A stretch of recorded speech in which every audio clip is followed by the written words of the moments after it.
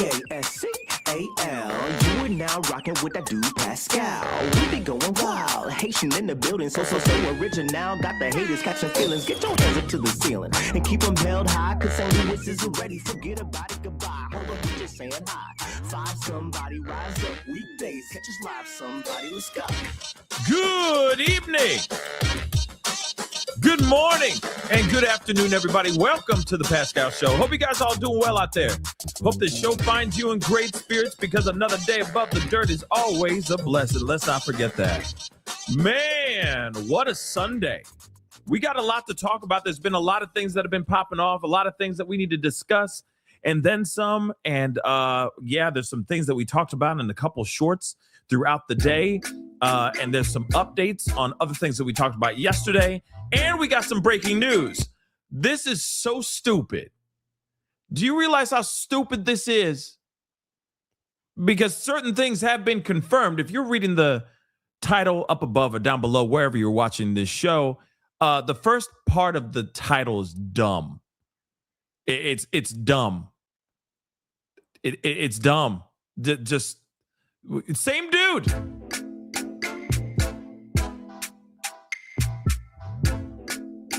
Hold on. Same dude. Pretty much. Okay? Same guy. It's his son. Pretty much the same dude. All right? In my personal opinion, the way I see it. So regime change, not so much. Regime change, not so much. American lives and many other lives are lost. Let's not forget the multitude of lives that have already been lost for nothing right now so far. Don't mean to come in hot. But I'm going to call it like I see it. They were in hopes of a regime change. This does not seem like a regime change to me. And we've been talking about this for days. We knew that this was going to be inevitable. And we already said that this would be dumb as hell if he's talking about regime change.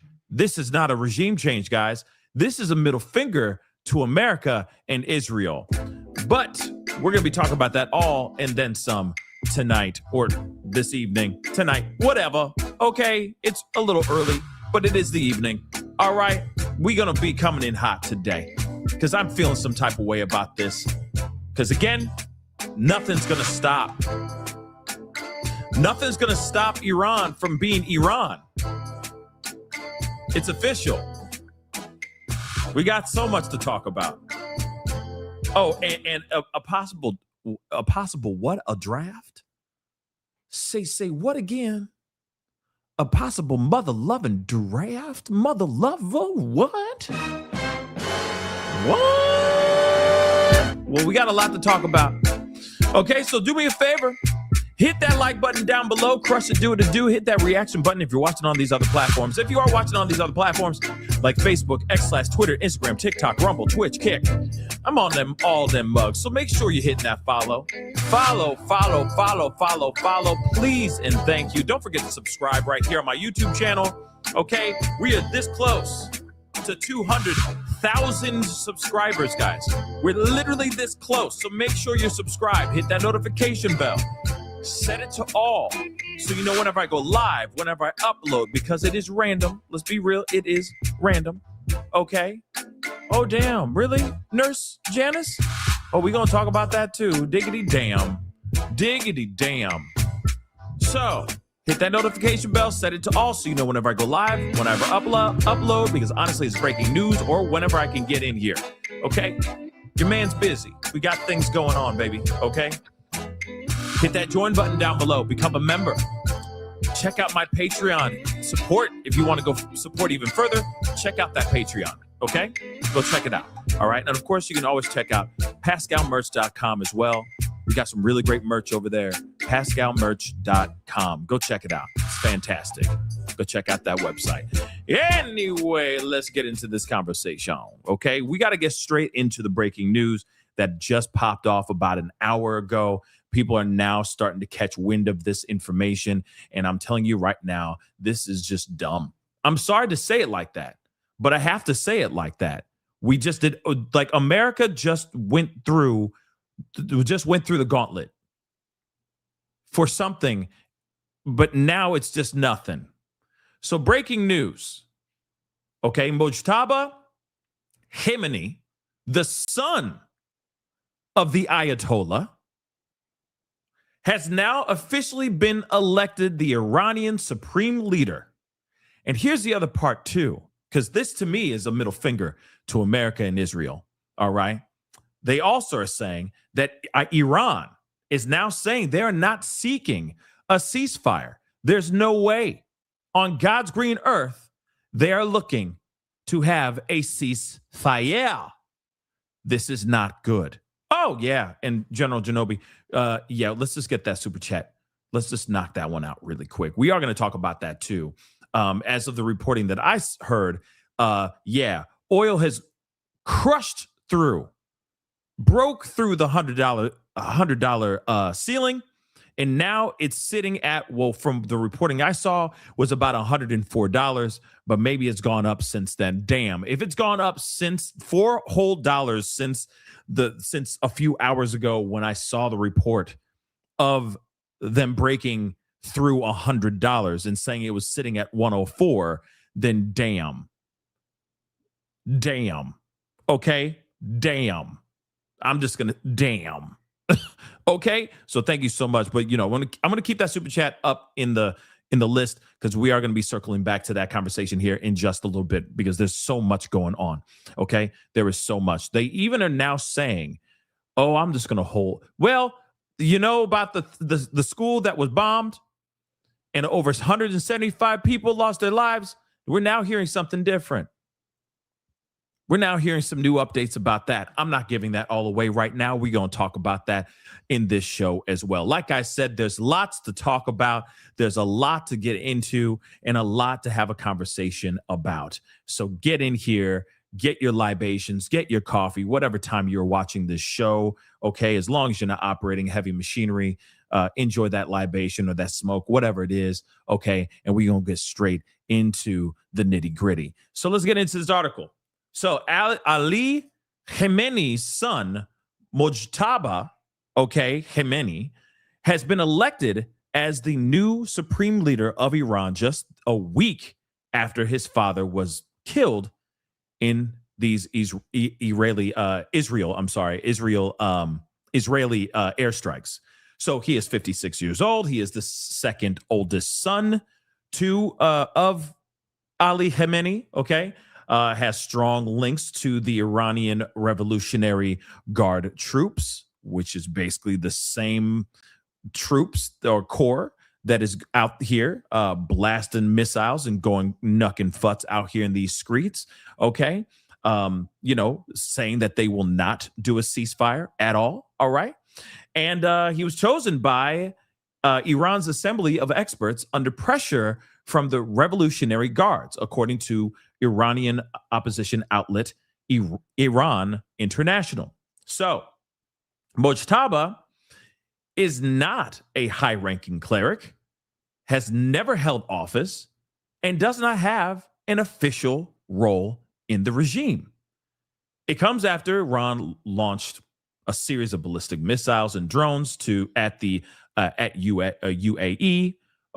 and Israel, as it furiously retaliated after an overnight bombardment which left Tehran burning. Now, what's crazy about what happened in Tehran, it was raining. It's raining oil. It's raining black rain, and it's just the clouds or the sky is covered in black clouds. It's absolutely crazy over there right now. Okay, we are going to be looking at that in a little bit as well, because that's something that was big news first thing this morning. But of course, I wasn't able to come on here and rap with you guys about it all. So again, we are going to be talking about a lot of stuff that's happened earlier today and things that are currently happening. We're kind of going to be all over the place. It's going to be a cornucopia of Iran war updates and past updates as well. Just ride with me. If it comes out like birdshot, it just is what it is. There's just been so much going on. Okay. I mean, you got an evacuation at the Kansas City International Airport. You got another bomb threat going on in New York that just is still, I don't know what the end result is right now, but it was just happening just a few hours ago. Okay, you have FBI and the sort of bomb squads showing up to a specific building in the Upper East Side area of New York City because apparently there was a bomb over there. So again, like there's so much going on and so much craziness going on where I'm just trying to keep track of where my head is at. Okay, that's just how insane it is. But nonetheless, back to this conversation, okay? Tehran was left burning last night, for sure. While we were asleep, Tehran was in flames, okay? They went and they just destroyed completely, as, you know, Trump learned a new word. He learned a new word, okay? Completely decimated their oil reserves. Their facilities, destroyed it, okay? Destroyed. So that's why the clouds or the sky is just black, okay? And the reason why it is raining literally black rain in Tehran. Absolutely insane, okay? But nonetheless, the son of Ali Khamenei's, the Ayatollah Ali Khamenei's son, Mojtaba Khamenei, has indeed been selected or elected as the supreme leader of Iran. Now, let me just say this again. This is something that we've been known was going to happen. They were talking about this for damn near at the top of this week, okay? They were talking about this for a while. We knew that this was inevitable. But you remember, Trump and the Trump administration basically was like, well, we don't have confirmation of that. Well, we just have to wait and see, right? But it still happened no matter what. The rumor was true. It was a fact.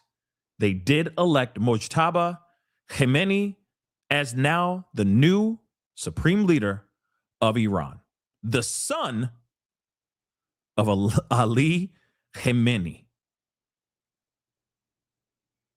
So from one tyrant to a possible other one, I don't know. We've already had the whole conversation before, okay? And I'm sure the apple doesn't fall too far from the tree when it comes to Ali and Mojtaba's relationship, you know, father and son, that kind of thing. I mean, I feel like it's a safe bet, okay?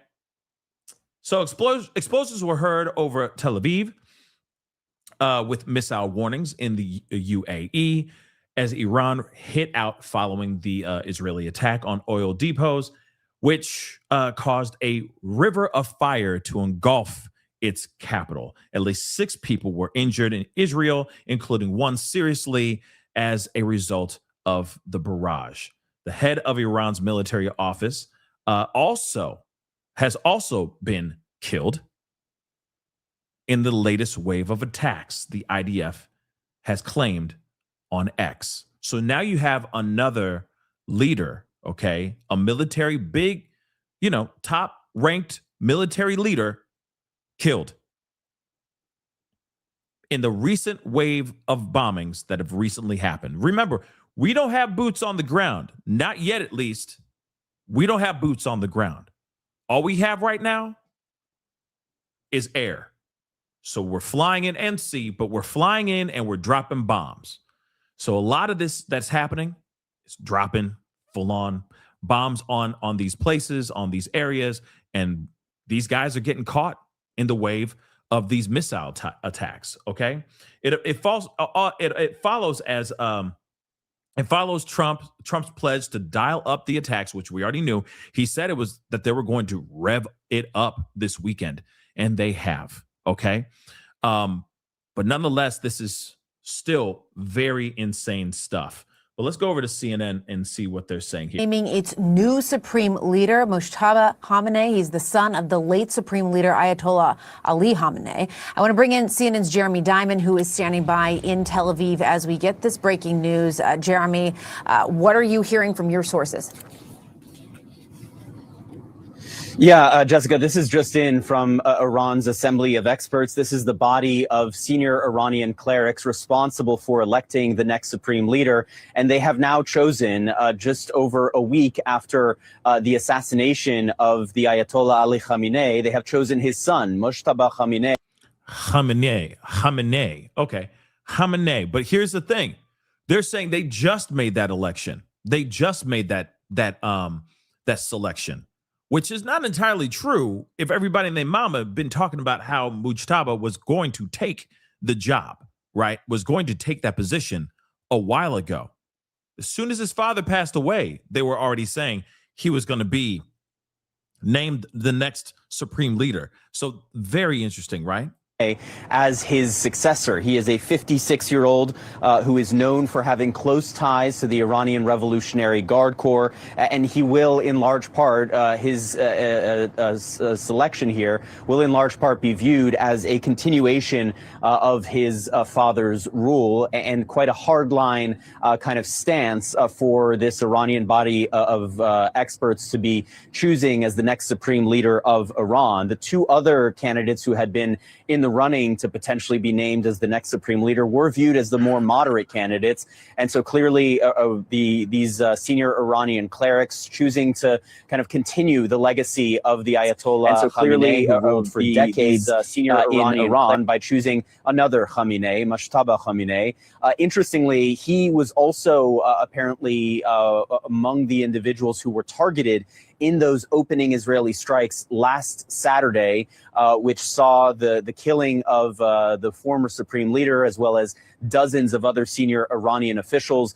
Mojtaba Khamenei was wounded in that strike, according to reports. His wife was also killed in that very same strike. So now we see the direction that Iran is heading in the wake of the assassination of the longtime supreme leader. It's also important to note that this is someone who President Trump has said would be unacceptable to him in terms of leading Iran in the future.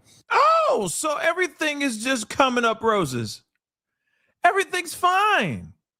Oh no, everything is going just fine. This is exactly to Trump's plan, right?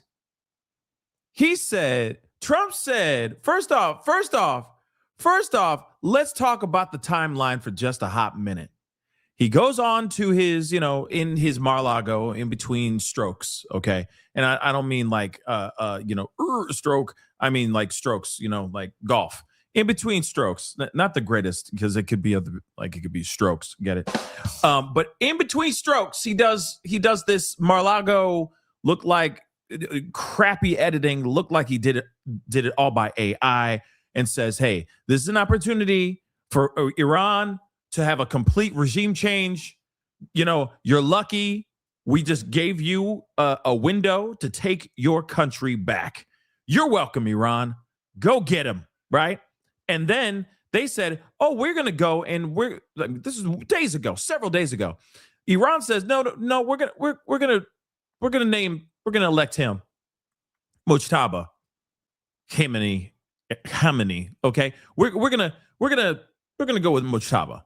We're gonna go with his son.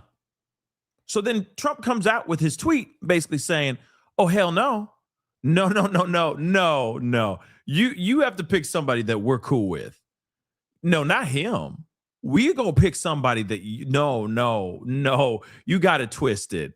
We meant regime change. We didn't say just hand it over to the son. Okay." To the rightful heir, my ass. No.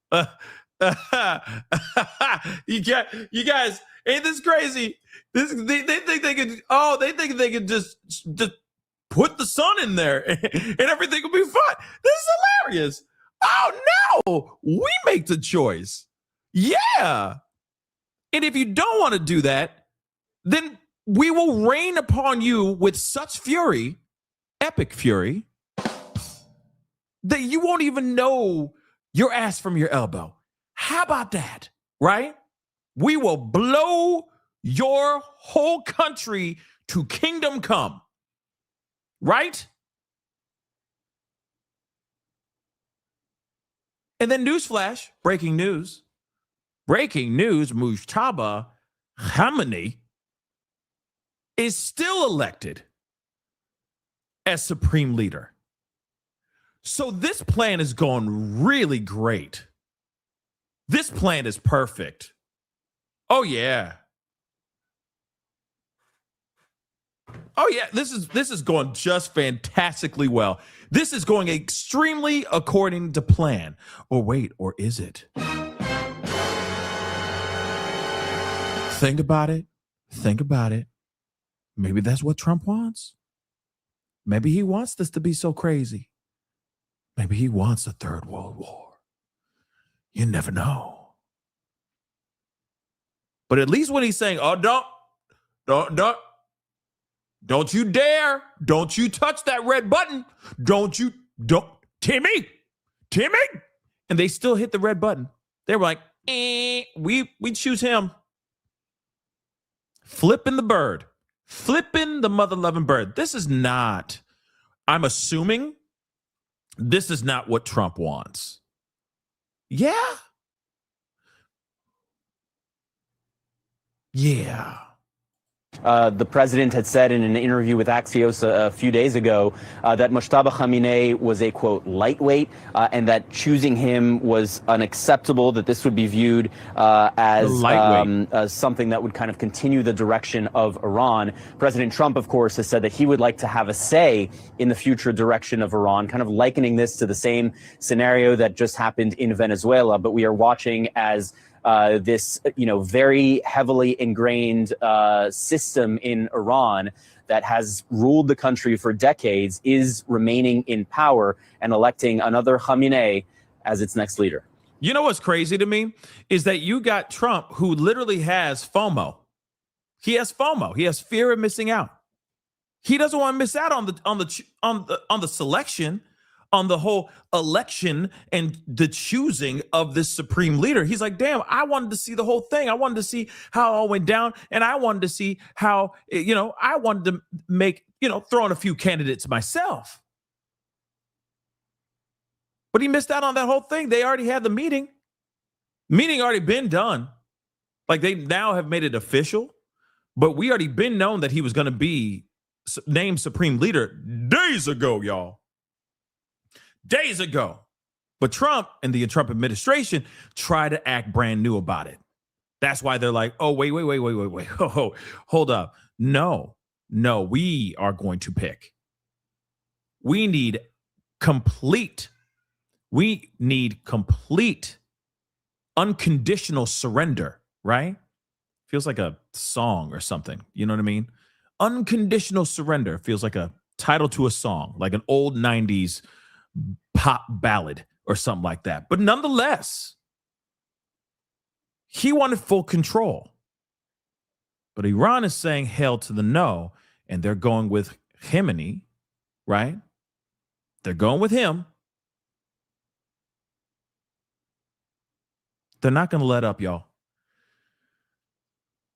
So are we still staying with 6 weeks and then we're done? Or are we adding a few more years? All right, Jeremy, I want you to please stand by. We're going to come back to you. I do want to go to Fred Pleiken, our colleague who is in Tehran. Fred, what are you hearing about this, the new supreme leader? Hi there, Jessica. Well, this announcement was made, as it's 20 minutes ago on Iranian state TV. It was a very low-key announcement. It was basically read out. They broke into their newscast. And to give you a sense of what happened there on Iranian state TV, there were still screens that showed some gatherings that are happening in the night. It's going on right now during these times of these combat operations, that there are nighttime vigils going on in several Iranian cities. And some of the people who were at those vigils seemed to start cheering as the new supreme leader, Ayatollah Sayyid Mojtaba Khamenei, was announced as the new supreme leader, third supreme leader of the Islamic Republic of Iran. There was a statement also from the Council of Experts that they had gone through thorough deliberations as they that apparently the decision on Mojtaba Khamenei as the new supreme leader was actually made today. Obviously, the coming today as well. And of course, how can you make a sound? How can you make sound like you're gargling water and echo at the same damn time? What the hell is going on with that? We're gonna skip ahead. Hopefully, they fix it later. And just to give you an idea, Mojtaba Khamenei is, I think, 56 years old. He was born in Mashhad, which is, of course, in the east of Iran, which is one of the main holy cities here. I can't do that. We're going to skip ahead. Oh, my dear God. Iran's actions moving forward. Obviously, they have been striking where you are in Erbil and been trying to strike U.S. air bases as well. What more can you tell us? It was terrible. Well, Jessica, I think this comes as a surprise to nobody. It has been speculated now for a few days that. And they tried to hold on to that dude. He had a whole segment. And his whole, he sounded like he had a mouthful of marbles gargling water in a tunnel. Like, what the hell was that? That Mojtaba Khamenei would indeed be announced as the new supreme leader. The real question here is what will be the response of President Donald Trump? What will be the response of Prime Minister Benjamin Netanyahu? The Israelis have previously made it clear that he would not be a palatable choice for them because he is absolutely a sign of the continuation of the old guard, of the hardliners. He has a close relationship with the IRGC, a close relationship with the besieged paramilitary voluntary force. He was sanctioned by the U.S. in 2019. And I think something else that's very striking, just talking to some Iranian sources and contacts in the diaspora, is that many Iranians have barely ever heard this man speak. This is somebody who has largely been in the shadows, even though he was known to be powerful and wielding a lot of influence in the background. He is not what you might say a familiar face on Iranian televisions or a familiar voice. So it's going to be very interesting to see what the response is from the U.S. and Israel, and what kind of comments we may hear from him, and what that portends for the direction that this conflict is taking. Certainly, a lot of people will not be feeling overly optimistic about this, depending on which side of this war they sit on. Here in the region, there is just a desperate desire, Jessica, for everybody to try to find some kind of a diplomatic off-ramp. We have seen a steady stream of attacks across the entire Gulf, here in Iraq, where there are now real tensions between the Kurdish leaders, between the government in Baghdad. We heard the Iranian president just yesterday saying, you know what, we apologize for these attacks and they're not going to happen anymore. And within moments, we saw a drone hit the Dubai airport. And those attacks have continued in today. A big strike in Kuwait, hitting a ministry, a 22-floor building engulfed in flames. Fortunately, no one died. In Bahrain, a desalination plant was hit. And it's clear that people in the region and leaders in the region are getting increasingly frustrated and running out of road in terms of holding this position of trying to be patient, to not allow things to escalate. We heard the leader of the United Arab Emirates yesterday in very rare comments, really issuing a stern rebuke, calling Iran the enemy. That's not language that we have heard before. And also saying that that the Iranian government should not confuse the restraint and the patience at this stage of the United Arab Emirates for weakness. So I think for many, this will be seen potentially as an ominous sign that this conflict is going to continue to escalate, Jessica. Obviously, it ain't over yet, okay? We are still dealing with bombs going off. Let's be real, okay? Two huge things happened over the past 24 hours. U.S. and Israel went and they just decimated, okay, completely destroyed the Iran's oil, okay, all of their oil, basically their oil supply, destroyed it, all of it on fire. We already know about that. Of course, we're going to talk about that in a little bit here too, because of the smoke and the rain is coming down and it's all coming out black. It's black rain, which is basically it's raining oil, okay? It's terrible. And I feel bad for the people, the innocent lives that are there that aren't a part of this, but they're in the middle of it.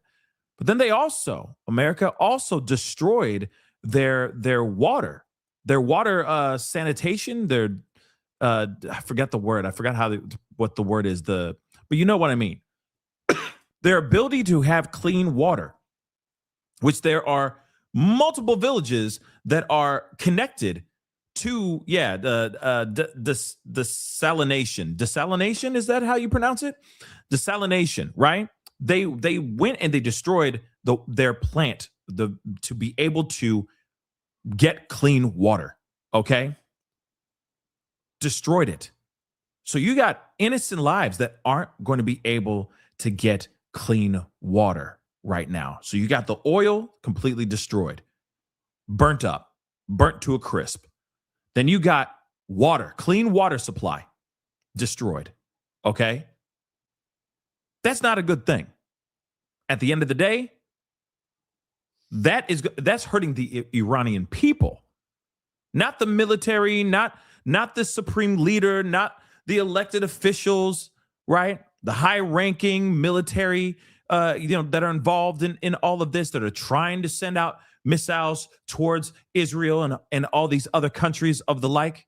No, these are Iranian people, the innocent lives that have nothing to do with what's going on right now. They just want to live their lives and see their kids grow. And now you got that going on, right? Which is not good. It's very bad. So I can also see why Iran will be a little bit mad about that too. Okay? Just put that in consideration. If somebody came into America and just blew up everything. Oh, and also took out the prez. Okay? You think America is going to be okay with that? Hail to the freaking no. We will not rest. Right? And now we're seeing what's going on. Like, you're going in and destroying their water supply. Their oil is now completely destroyed. Like, you got all those things to put in consideration, right? That's not going to make Iran go, oh, let's cease fire. No, it's going to make them more angry. And they're going to stand 10 toes down on who they originally selected days ago. Days ago, they already elected Mojtaba. They already elected him. But now they're going, you know what? This is who we pick. Flipping the bird, right? So again, this is all very bad. And does this mean that things are going to be, things are going to chill out after this?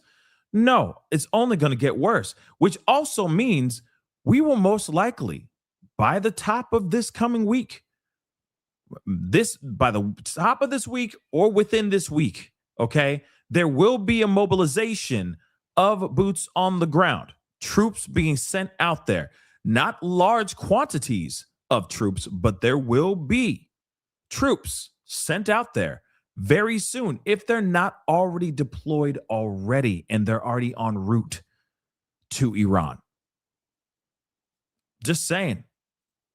You heard Trump himself on Air Force One basically say that the Kurds, he doesn't want the Kurds to go in. He does not want the Kurds to infiltrate. He doesn't want an invasion of the Kurds doing that. Why? He's like, we don't really need to do that. The Kurds, they don't need to do it. They don't need to be involved. Very good people. Very good people. But we don't need them right now. Why? What cards does he have up his sleeve? My only assumption is the next move is troops on the ground.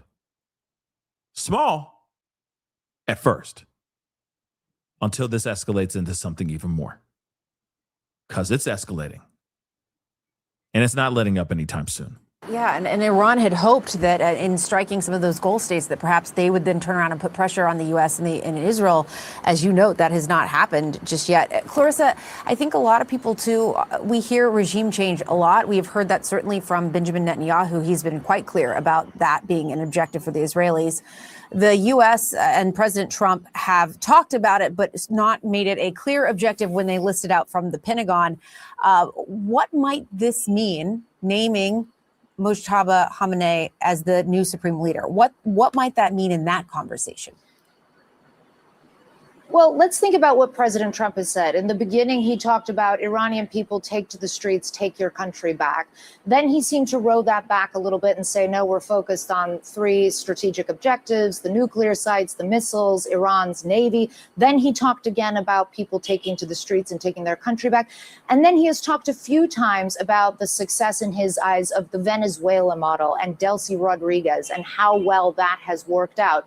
Well, you can be pretty sure, Jessica, and I'm not an Iran expert, but still, I think it's safe to speculate that Mojtaba Khamenei is not going to be a Delcy Rodriguez model, by which I mean he will not be a candidate or a supreme leader who can be pragmatic and work with the U.S. and Israel and effectively be some kind of a puppet while still maintaining the sort of cohesion of the regime within Iran. So, yeah, there's no, like, he is not a puppet.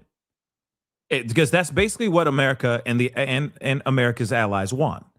They want a puppet. They want somebody who's going to be malleable, somebody who's willing to bend with at Trump's will. Okay, as you wish. If this is what you want, okay, we're going to do it that way. Blah blah blah. They want somebody who's scared. They want somebody who's shivering in their boots, willing to bow to Trump's will. And this guy is not going to be that guy. Okay, I hate to say it like that. I hate to give it to y'all like that, but that is a hard fact. This guy is not going to be that guy. You just took out his family. You just took out his wife. Okay? His wife, his brother, his daddy. Okay, you took out his family. This is not somebody who's going to wake up every day being like, hey, how can I make Trump and all of his allies happy? Hell no. He's waking up every single day going, how can I find a way to get over there? I want to get over there. How can I get there? Okay? Remember, I already said this before. This guy grew up with Ayatollah Ali Khamenei. Grew up with this. That was his daddy. Okay? Every night, you do your prayers. Okay. Okay, time to go to bed, my little one. Okay.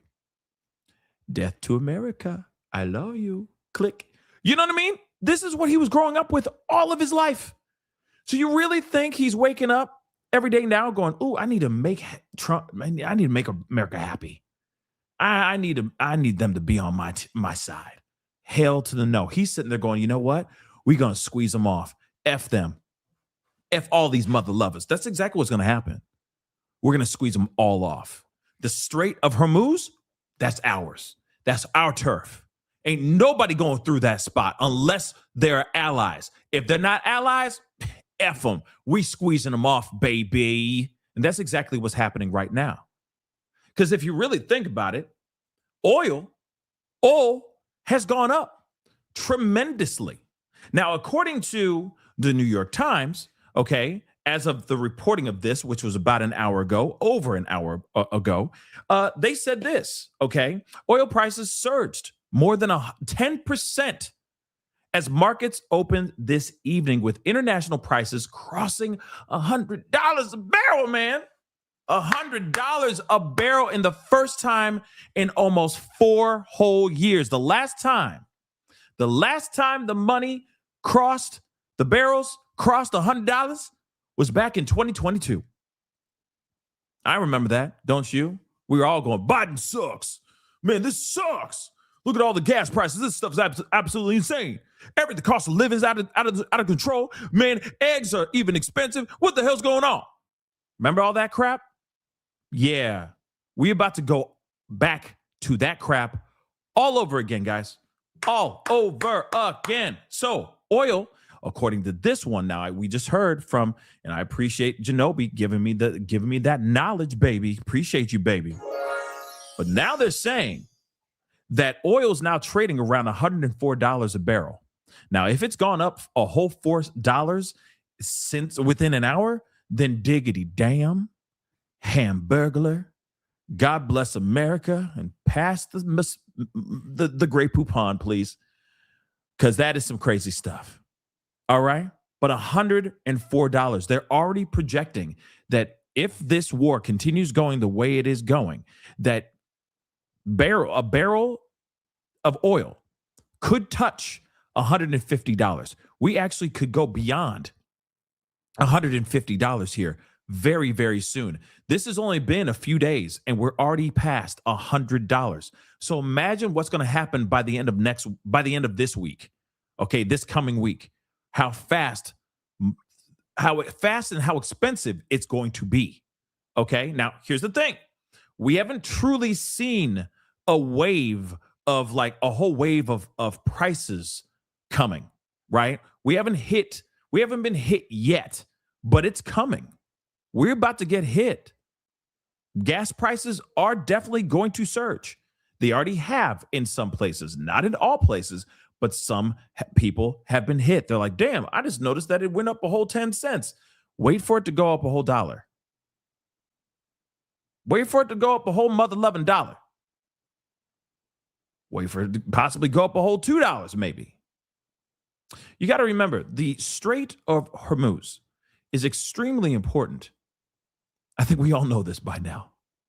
Even for all of us who weren't like completely savvy on the Strait of Hormuz and you just didn't know what it was, maybe you thought it was like a new flavor of hummus or something. You are now knowing exactly what the Strait of Hormuz is and how important it is as far as trade and as far as the world's economy. It's a big freaking deal. And if we don't have access to the Strait of Hormuz, we're in serious trouble. And that's not just America. I'm talking about every country in the world. It's a massive problem. And there needs to be something remedied as soon as possible. Now, here's the other thing, too. This is the ongoing reason why I believe there will be troops deployed very soon. Because here's the thing. Trump cannot sit and just let this be and just let it cook and see the entire world go up in flames. It will literally cause the whole world to go bat-ish crazy. You understand that, right? And he can't have that on his name. This is Trump we're talking about, baby. So he's not going to let that happen. Hence the reason why he's going to try to get an invasion going on of American troops in Iran to specifically try to get control over the Strait of Hormuz. Because again, if we're all screwed, we're all looking at him. And that's something he does not want to have happen. I assume. That's just speculation here. But again, this is a massive, massive potential economic crisis on our hands. Global economic crisis. You understand? Okay? Global economic crisis is literally on the brink. If there isn't control over the Strait of Hormuz as soon as possible, or as soon as or if they don't have some sort of understanding or a ceasefire, and they're like, okay, game on, everybody can, it's a free fly zone, everybody. Y'all are welcome to come back in. It's cool. We just got a little mad. There was a little bit of misunderstanding. I lost my daddy, but it's okay. It's a big misunderstanding. Am I right? And it'll be fine, right? No, it won't be fine anytime soon. But we would need a mother-loving miracle to happen for them to actually say, come on and open up the, go ahead. Y'all can come through. It's fine now. I don't see it happening anytime soon. So, barrels of oil have already been skyrocketing, and they're going to continue to do so. So that's happening right now. We all knew that was inevitably going to happen. But surprise, it's happening, okay? So you got that. And then, let's not forget, the barrels are affecting not only just America, guys. It's affecting all of us. Here's another thing we got to think about, though. Oh, damn. Here's another thing we need to think about. So Iran's allies, big allies, okay? Because they, there's some smaller ones, but big allies, Russia and China. Here's the thing. Now, I don't know everything about China. I don't know everything about Russia, but China, though, China has enough oil allegedly to last a little while, but eventually they're going to run out of oil. So if the Strait of Hormuz gets cut off and it affects them too, it affects China, we're in a world of problems. Because then you got China flying in and being a part of it fully, not just intelligence, not just saying we might dabble into this war between Israel, U.S. and Iran. We may, but we may not. No. If it starts to ruin and just make their life tough, as far as oil, gas, etc., makes their way of living even more difficult, they will swoop in, and that will be a huge problem. Let's not forget Russia too. Russia could do the same doggone thing. Could jump in because they're rationing and they're running out of oil, and they need that oil. You see what I'm saying? So again, this is all very, very bad. This is all a recipe for absolute destruction if the Strait of Hormuz stays closed the way it is right now. We don't need that. We don't want that. And the rest of the world doesn't want that either. Remember, if the world starts to collapse because of this Strait of Hormuz, they're going to start blaming America. And we don't want that. We really don't want that. So let's continue on. I know there's a few more updates here. We're going to talk about those here in a second, but let's talk about this. Let's talk about this smoke, this black rain, right? Pretty crazy. Tehran, the black rain from yesterday. We have got to take a look at this. This is insane. Iran's Gulf neighbors report a new wave of strikes after the Iranian president apologized. Kuwait says it's fending off drone and missile attacks that set fire to a fuel storage facility as well as a high-rise government building. Bahrain's Interior Ministry says falling missile fragments wounded 3 people and damaged a university building. We're also getting reports of attacks in Saudi Arabia and the UAE, where a Pakistani national was killed by missile debris, according to Pakistan's embassy. We're following this story from all across the Middle East. Paula Hancock is live for us from Dubai. Paula, just a bit over 24 hours ago, Iran's president said Tehran would stop targeting Gulf nations, yet Iranian missiles and drones continue striking across the region. What are officials there saying about this escalating threat? Well, Linda, we have been seeing here in the UAE for a couple of hours ago, there were emergency alerts and interception overhead. 3 hours ago in Abu Dhabi, a similar situation. And what we have seen on Saturday night was one more person being killed here in the UAE, someone who was in a car and was hit by debris from one of the interceptions. We did hear a number of interceptions on Saturday night in both cities.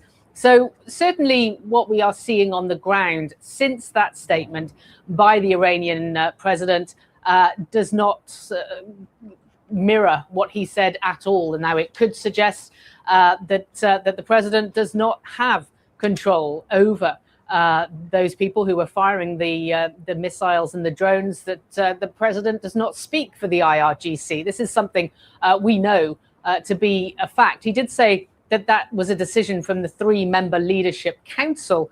But clearly this message is not either trickling down or it is simply not a message that they endorse. We have heard other statements saying that US military targets across the Gulf region are still very much targets. But of course, we're seeing across the Gulf, it's far more than just military that is being targeted at this point. Now, we did also see a very rare appearance from the UAE leader, Mohammed bin Zayed, as he was visiting some of those in the UAE who have been injured in Iran's retaliation. And he called Iran, referred to Iran as the enemy. Now, this is a remarkable statement from the UAE leader, also saying that Iran should not see the response from the UAE as weakness. The UAE is strong. We're hearing from leaders across the Gulf that they reserve the right for retaliation. They're obviously not being public about what that might look like, or whether there have been any change to their situations on the ground, certainly not wanting to make themselves even more of a target for Iran. But quite frankly, the UAE has been targeted more than any other country in the Gulf nation, potentially more than Israel itself when it comes to this retaliation. We've also heard that the Qatari leader has spoken to the US president, and he has said that the ongoing escalation could have, quote, dangerous repercussions for the world, pushing the message that it is important to try and intensify diplomacy. This is a message we've been hearing from the Gulf nations as well. Certainly publicly, it doesn't appear to be a message that the US is ready to hear. It may be a different message that Gulf nations are getting behind the scenes. Linda? All right, Paula Hancock's for us in Dubai. Stay safe and thanks very much. CNN is the first U.S. network to start reporting from the ground inside Iran since the conflict began. We're operating there with only government permission. Our senior international correspondent, Fred Blackton, and producer Claudia Otto filed this report a short time ago on the black rain that's falling in the capital following airstrikes and fires at Iran's fuel storage areas. This is what Tehran is waking up to this morning. The sky above the city is covered in very thick black clouds. You can see that everywhere. That's the west of the city over there, and this is the north of the city. Normally, if you look to that direction, you could actually see the Alborz Mountains, but now all of that is also covered in clouds. That comes after major airstrikes in the south and the west of the city happened last night, where oil installations were hit, oil storage facilities. Apparently also a refinery might have been hit as well. And now you can see this morning that the sky is still very dark. We saw thick black plumes of smoke in the sky yesterday. There were massive fires in the south of the city. But I want to show you something else because it's also raining. But you can see that the rain water is actually black, also saturated, it appears, with oil. And then if we look over there, you can see that the water that's running down here also is black. So that's what's coming down this morning, this sort of oil-filled rain that we have right now on the Iranian capital after those strikes took place. Israel and the US are ramping up pressure on Tehran as the war enters its second week. Israel's military says a new wave of strikes is now underway, targeting military sites across Iran. We're learning that Israel's Air Force hit a number of Iran's F-14 fighter jets at the Isfahan airport. I mean, look at that, right? That is just insane. Number of Iran's F-14 fighter jets at the Isfahan airport. A source telling CNN that Israel is also hitting energy resources in the country. Video shows a massive fire burning near a fuel storage facility in Tehran. We've also seen flames and smoke rising from an oil refinery in the capital. U.S. President Trump is threatening to escalate the attacks, and he's not ruling out the possibility of U.S. boots on the ground. What are the circumstances where you send in ground troops? How are you thinking about that? I don't even want to talk about it now. I don't think it's an appropriate question. You know, I'm not going to answer it. Could there be? Possibly, for very good reason. Have to be very good reason. And I would say if we ever did that, they would be so decimated that they wouldn't be able to fight at the ground level. I want to go to Aaron Lieberman. I don't know about all that. Like I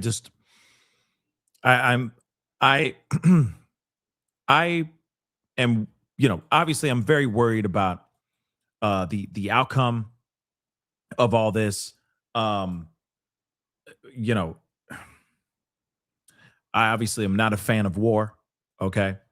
But the fact that he's not willing to give a straight answer on that is a huge problem to me. It just really is. But, you know, I'm probably going to do a poll on this. We haven't done a poll in a while, but I'm going to ask you guys, do you think that Iran would torch their own their own oil as an FU to America or to any country, right? Do you think that they would do that? I don't know, but I'm gonna play. We're gonna do a poll. Yeah, just put up a poll, pinned to the top of the chat. What are your thoughts? Do you think that this is, what are your thoughts? What are your thoughts on this? Do you think that Iran would just torch their own stuff, as a retaliation against, America, Israel, or any of, you know what I mean?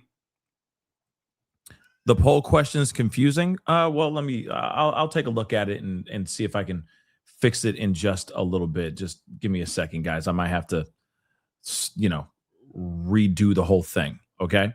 But here's something else. This is also breaking.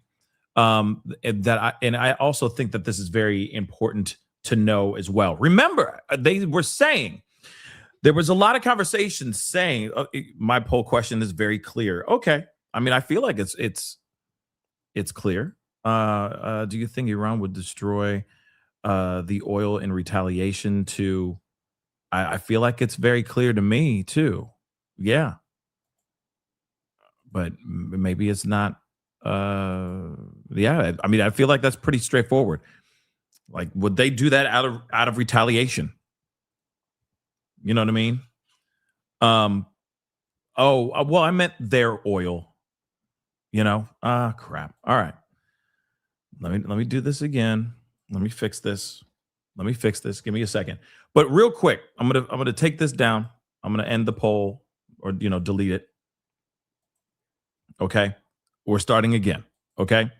We're gonna start again. But just give me a second here because I do want to play this here as well. Actually, I'm just gonna their oil. Okay. Simple yes or no question, okay? But here's the thing. Remember, there was a whole thing about them saying that Russia was going to get involved, or they're saying that they're using their intelligence, right?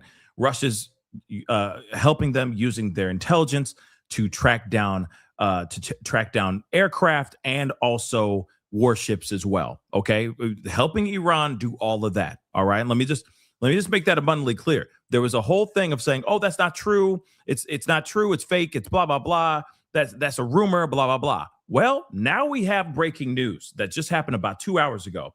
An Iranian official does say that Russia provided intelligence that could target U.S. troops and bases. This is a very big freaking deal. Let's take a listen to this. Now, senior reporter David wrote on his new report that Russia is providing Iran with intelligence to target U.S. forces. David, so you write in this new piece for MS Now, Russia has provided Iran with information that could help Iranian forces strike American ships, aircraft, and bases in the region, according to two officials. So what have you learned?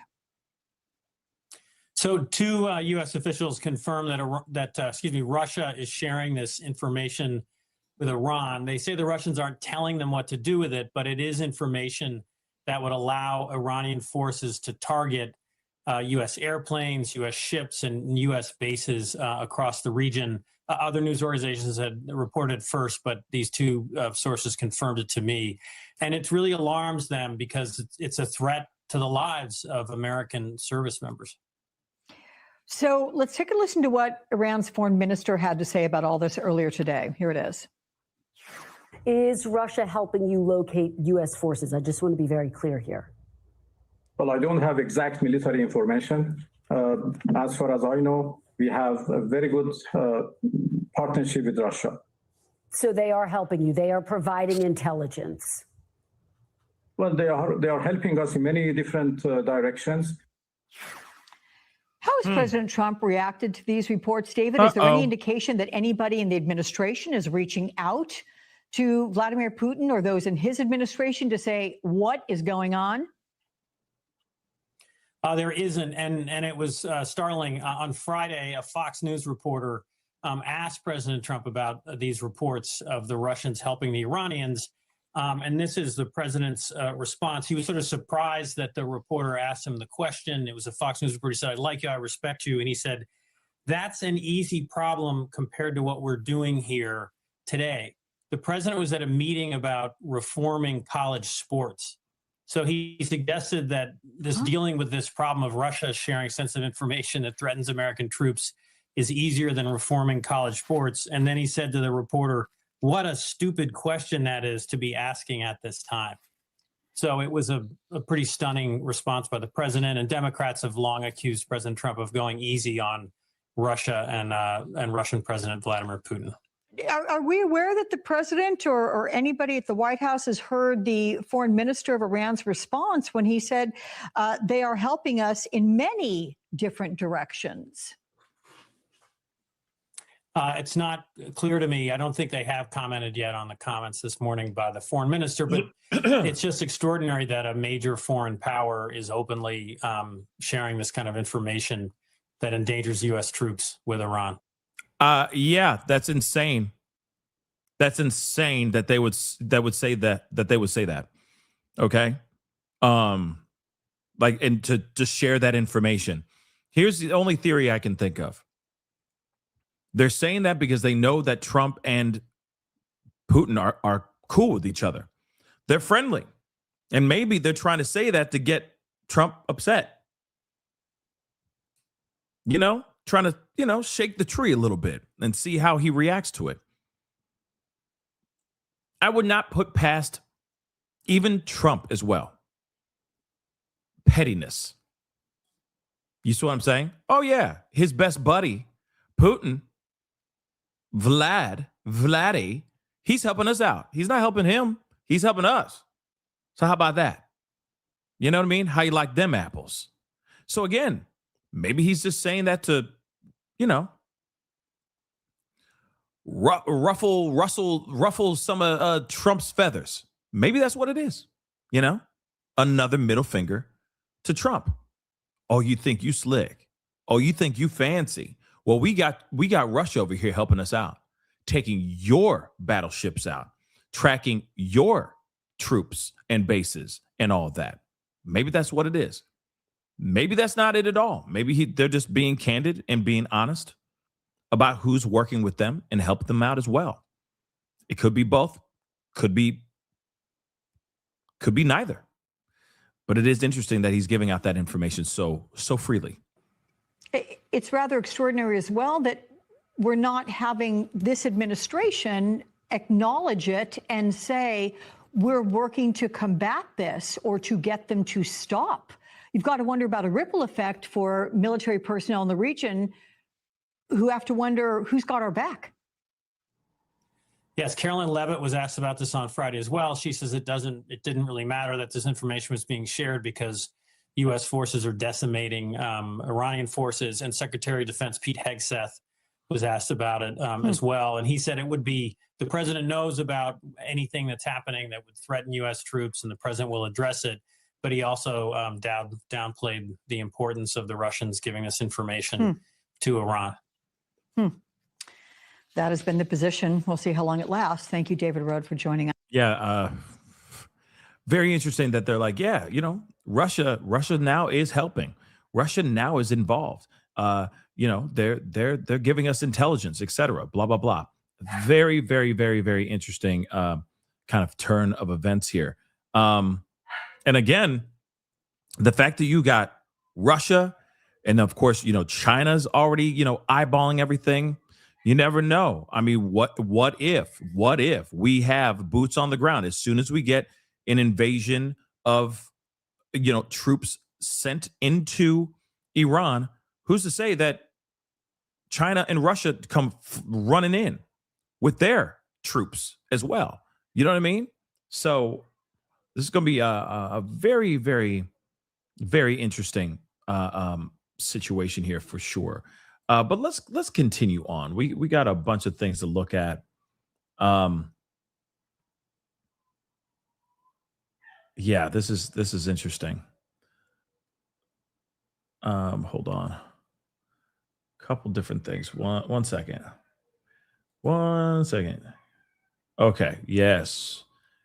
Netanyahu. We haven't really heard or talked really a lot about him. I know he did a speech in that clip that they showed, but he's saying more that like ish is about to hit the fan. To speak more on this, I do want to bring in Navy Reserve Intelligence Officer and former White House Senior Advisor Paul Chabot to talk about the very latest developments. And Paul, I appreciate you taking the time to join us here on Live Now from Fox. Yeah, my pleasure. Great update. Happy to answer questions. Things are turning every 24 hours. A lot of developments continue. I did want to start with this. President Trump speaking to reporters aboard Air Force One, stating that he is not interested in negotiating an end to the conflict, stating the war might only end once Iran's military and rulers have been wiped out. I wanted to ask you from that perspective, how does one accomplish that? President Trump did previously indicate that he was looking at perhaps a 4 to 6 week timeline for the conflict, although he left the door open for possibly an extended period of time. Look, it's clear America and Israel are really winning, not only necessarily in the air, which is what you need to control, but at sea as well. What's interesting is when Iran had mentioned that they have a new president, they did not mention that potential new leader by name, which is interesting because it says a lot that if you can't name your leader of your own country, it shows how much in danger their leadership feels. We're sort of moving into a second phase, almost third phase now in this war. Initially, we want to make sure we get as many of the missiles, destroy any ability of their Navy, which we have done. But now what you're seeing is Israel going into another phase. They're going after police stations. They're going after fuel storage. And hearing Trump's confidence on the plane, I think really signals the confidence of where we are as a nation, how our military feels, and quite honestly, how I think the world as of today sees how this war is going. You were talking about the different phases, and that was actually going to be my next question, because we were hearing from Secretary Hegseth as well as General Kane earlier in the week talking about the next phase of Operation Epic Fury. Can you break down for our viewers the difference between phase 1 and 2, and then also looking ahead, what might phase 3 look like? Yeah, so in the military, you have different courses of action. It all depends on what's happening at the moment. So it's hard to project exactly where we will go. And obviously, I have no insight into that realm anymore. But historically, number one, you want to secure the airspace. We announced that, I think, 4 days ago, that we now have total control of the airspace. We've eliminated about 90% of their missile capability.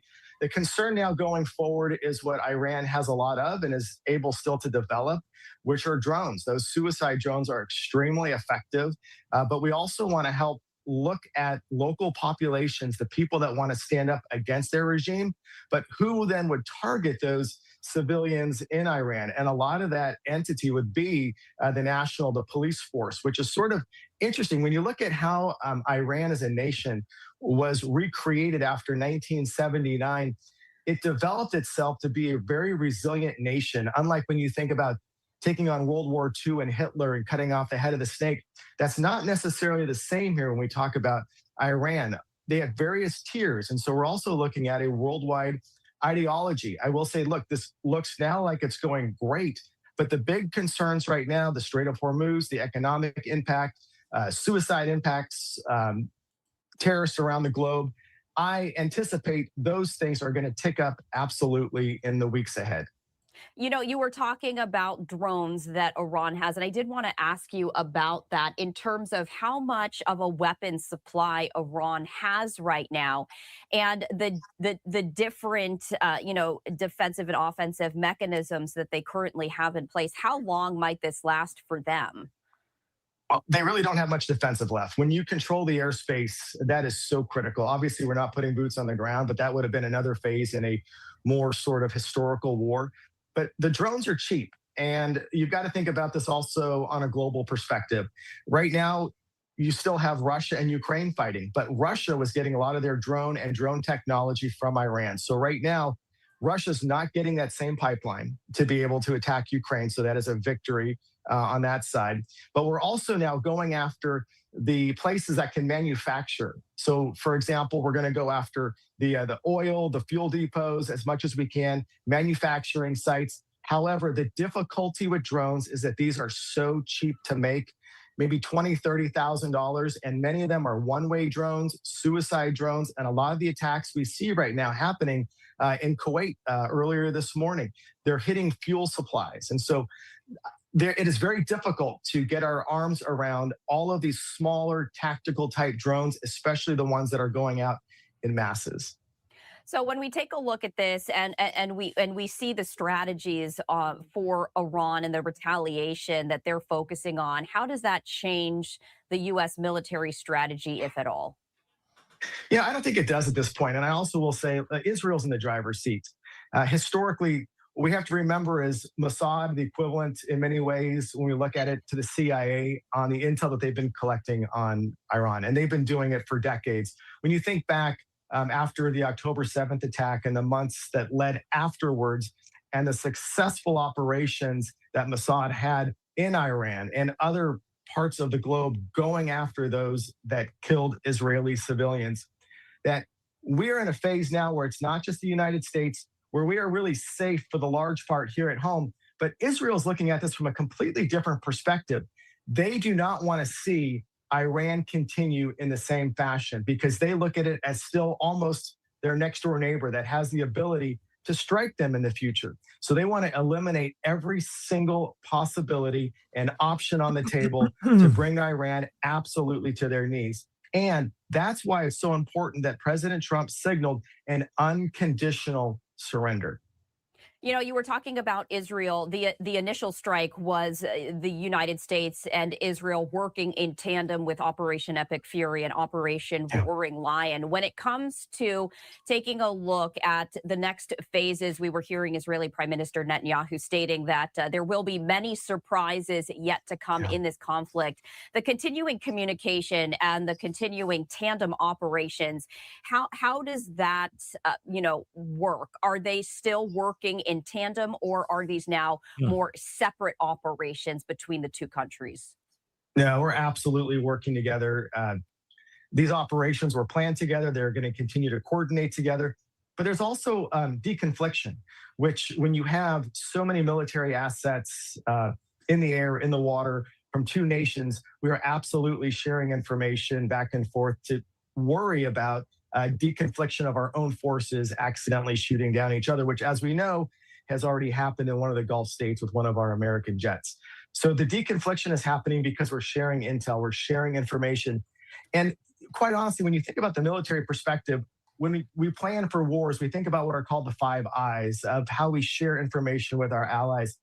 This is not one of those sort of wars. This is where it is the United States and Israel that has taken on a significant leadership role in the Middle East at significant risk, and has been extremely successful. Now, success brings the loss of life. We've lost 6 United States service members, huge loss. But in the totality of where we are, Iran has lost over 1,000 plus at this point, and we've lost 6. Not that it's a numbers game, prayers to the family and those. But overall, this is a very successful operation thus far. And now we have our 7th service member that has lost their life for sure. And we're going to be talking about that very shortly. But I want to pull this up with Netanyahu, some more Netanyahu. He's basically saying the moment of truth is approaching. We begin our coverage this morning with Chief Correspondent Matt Gutman, who is in Tel Aviv, Israel. For 7 days, the U.S. and Israel targeted regime leadership and military installations. But overnight, towering flames cast an eerie orange glow over Tehran after Israel struck what it said was an Iranian military fuel depot. Drivers on this highway detouring around the flames. Video circulating seems to show sewers and streets on fire as well. This morning, those fires still burning under blackened skies, a huge plume hanging over the city. And with over 1,300 dead in Iran, according to the Red Crescent, the country's clerics have now announced they are close to selecting a new leader. Support has recently crystallized around Ayatollah Khamenei's hardline son, Mojtaba. Israeli Prime Minister Netanyahu's advisor, Michael Eisenberg, with a blunt message. You know, the highest risk job right now is to be the new Ayatollah. That's a high-risk job. To be the head of the Iranian military, the IRGC, those are high-risk jobs. Don't take them. They're going to be targeted. Don't take those jobs. These are high-risk jobs. We're watching you. The president has demanded a say in the selection of Iran's next leader, and Israel's Netanyahu using an address overnight to directly speak to the Iranian people. He said, "I've been speaking to you and for you for decades.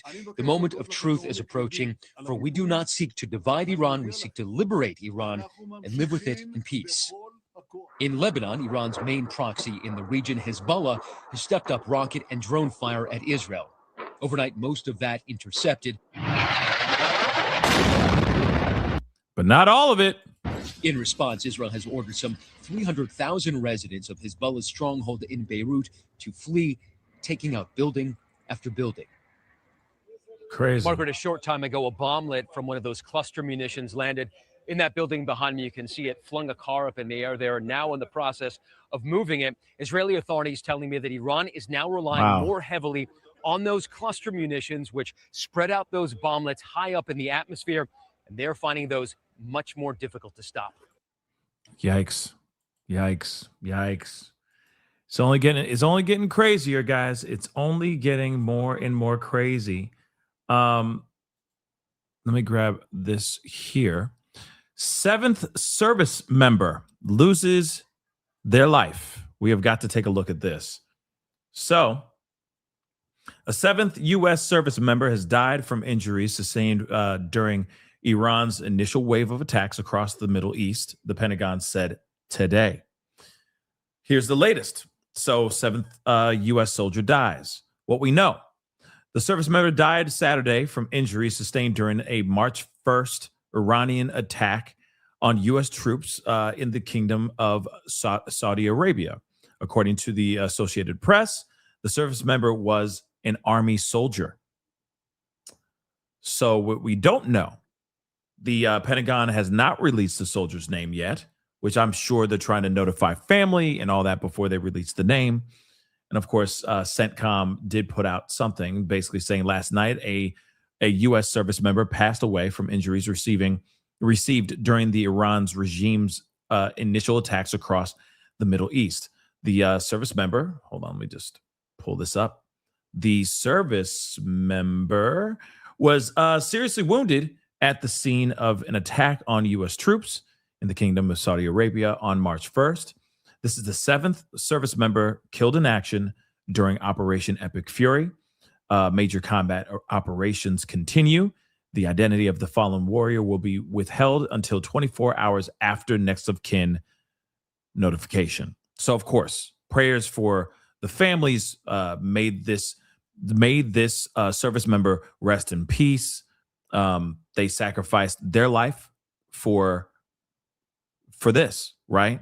For the betterment for our country, etc. But it is very, very sad what happened here.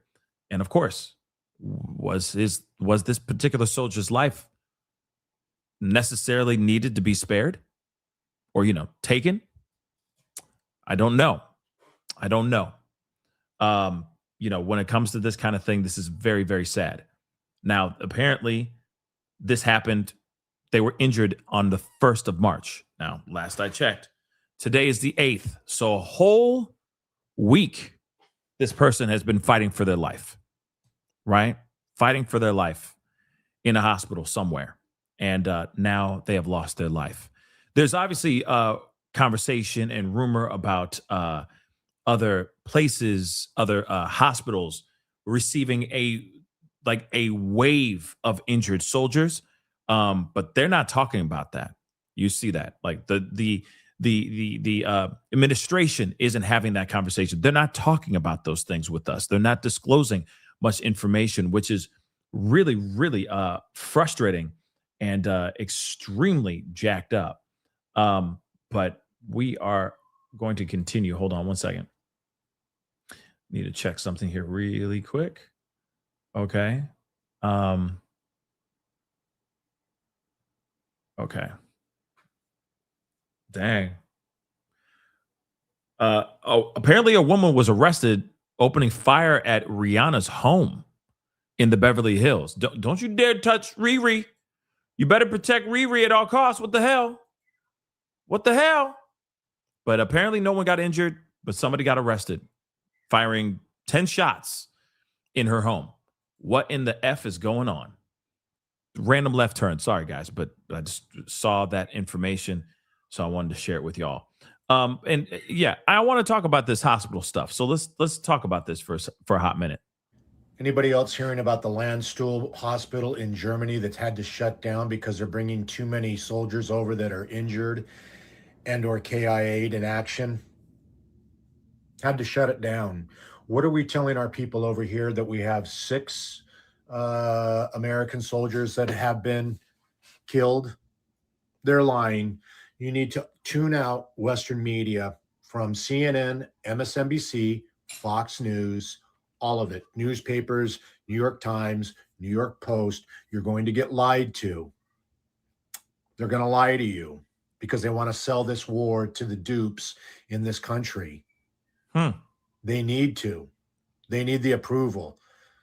This guy's going to keep doubling down. The orange clown that we have as president is going to keep doubling down. This was supposed to be like 2 days, and we were going to be in and out of there, probably in his little pea-brained head. Oh, guess what? We don't have a plan B, do we?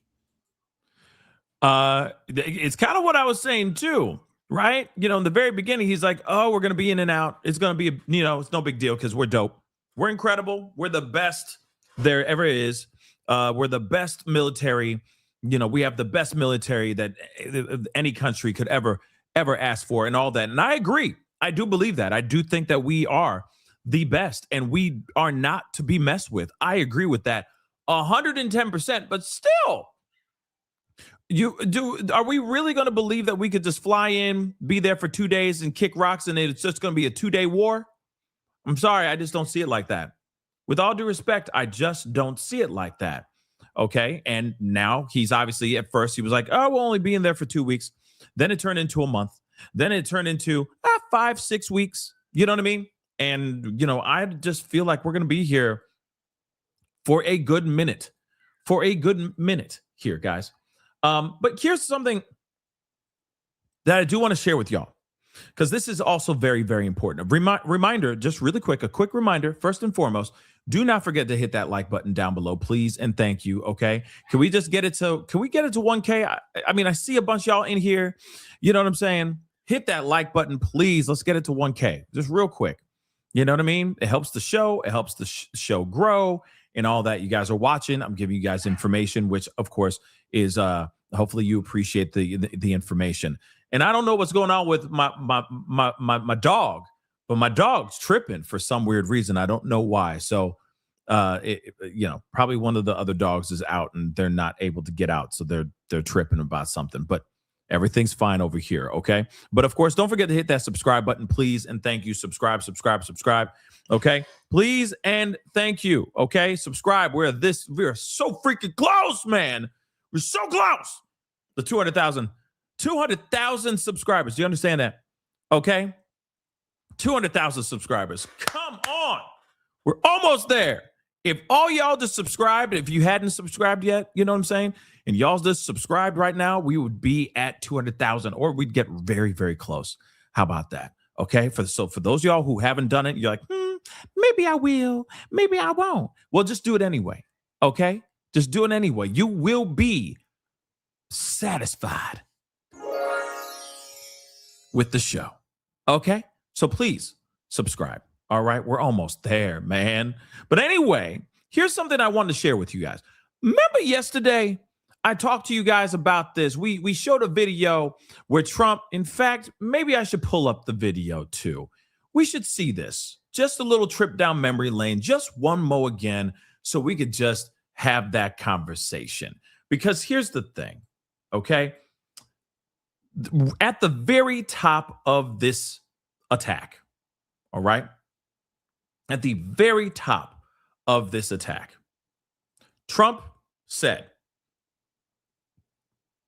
or at the very top of this attack, an Iranian school, all-girls school, was bombed, right? Multiple people lost their lives, right?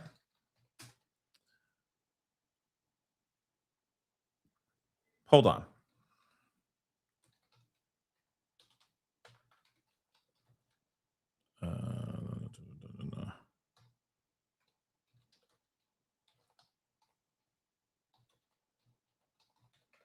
Just trying to remember what the code word was, so I can share this with you guys.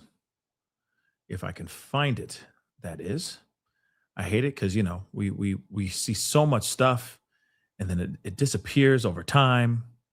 You know how it is. Okay. Hold on. Hold on. That ain't it. Okay. Okay. Shoot, man.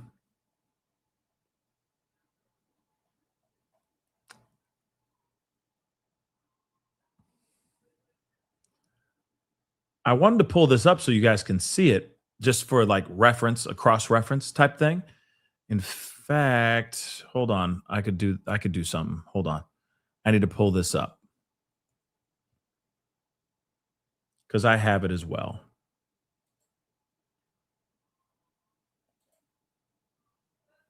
Where is it? Okay, here it is. Got to pull up this video. Y'all, Trump just said something wild. Okay.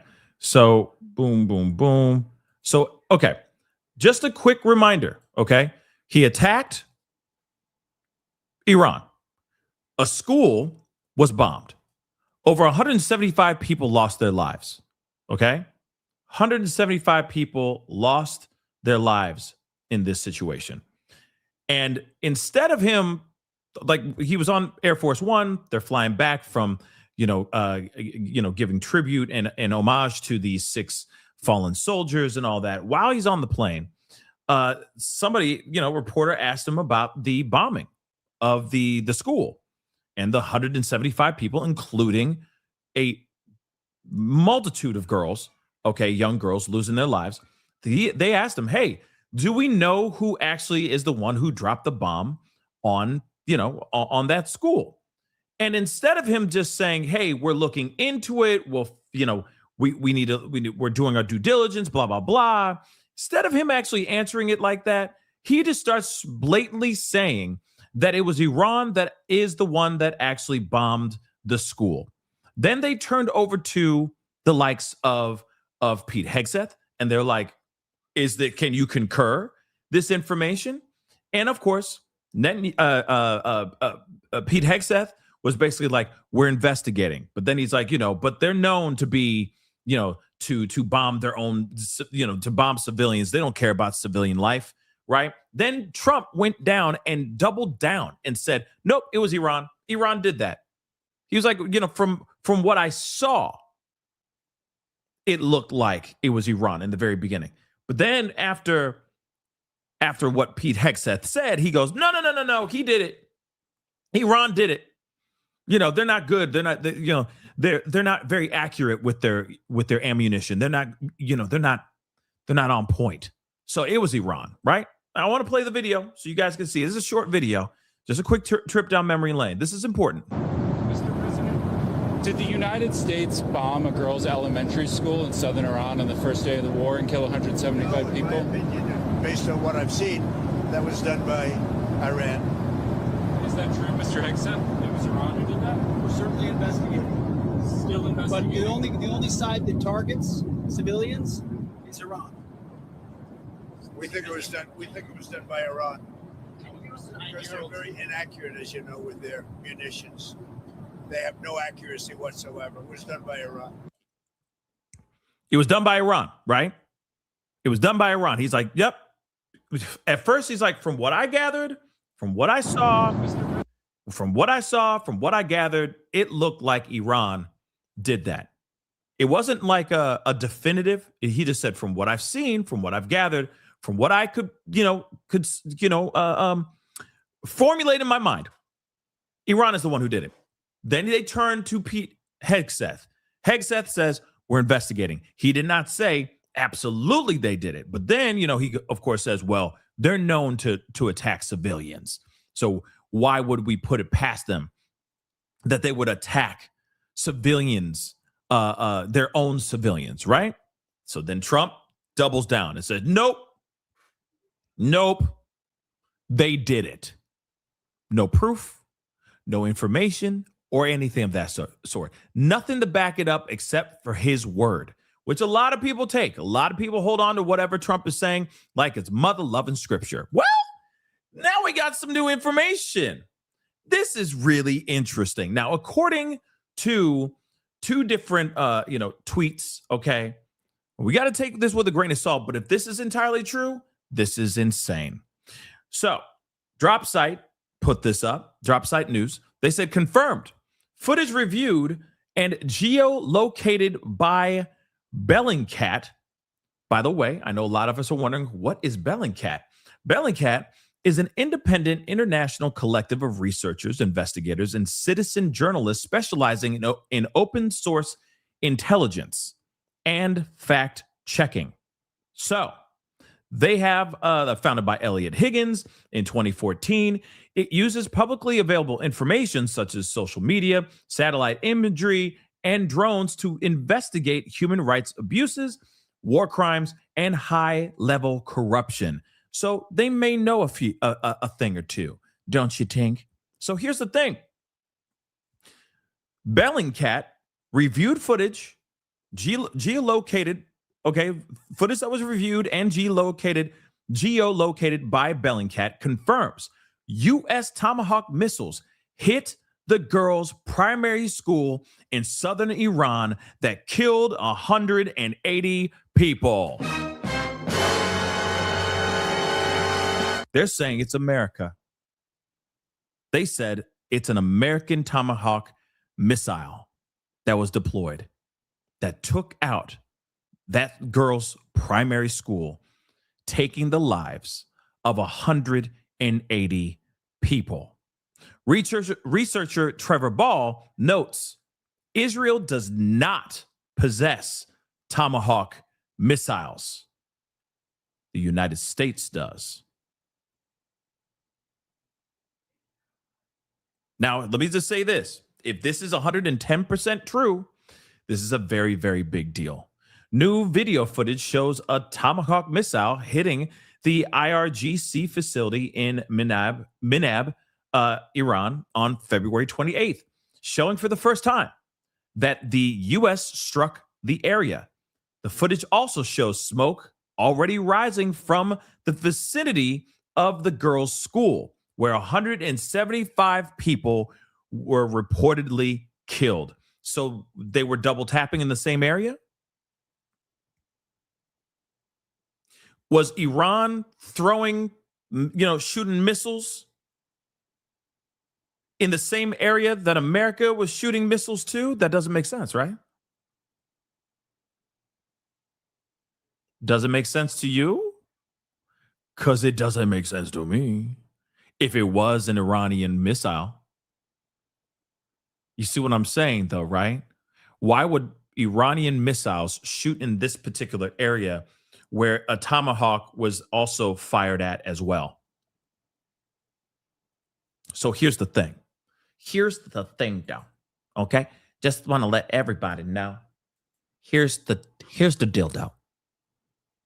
If that is true, then we all just witnessed a war crime. Got to do the dun dun dun. So, make it make sense. Wouldn't they be shooting back towards the area that America was shooting their missiles at? Why would they hit their own school? Why would they hit the school? That doesn't make any sense, guys. It doesn't.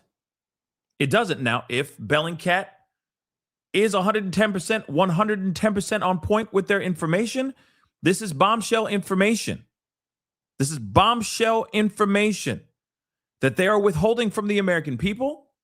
And if it is a lie, that they're lying to the American people again, if they're lying to the American people again, we got problems here, guys. We got problems. Because here's the thing. When it comes to that situation, they could easily just say, hey, we made a mistake. You know what I mean? We made a mistake. Oops.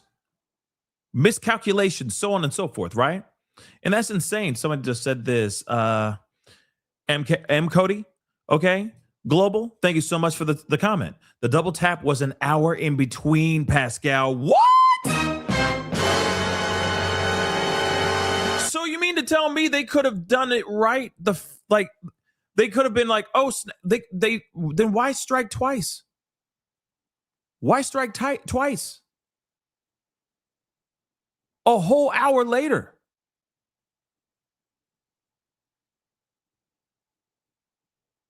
You see how messed up that is, right?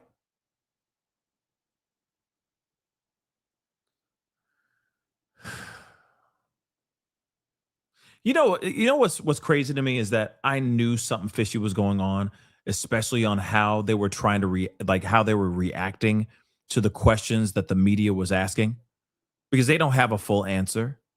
And they're probably, let's be real, Pete Hegseth, Trump, Caroline, they probably don't even know what's truly going on because they're here. They're not over there. It's not like Pete Hegseth is over there in army fatigue. You know what I'm saying? In some war room, watching it all go down, sand up his butt crack all day long. No, he's in America drinking, mocha lattes and playing Battleship. Same with Caroline and Trump too. They're not over there. They're not like, once more into the breach, dear friends. They're not doing that. Fire when you see the whites of their eyes. They're not saying that. We're not seeing that. They're not doing that. Charge! Like they're, in the movie Glory or something like that. We ain't got no strong crying Denzel Washington, okay, going on. They're over here playing Battleship on their computers.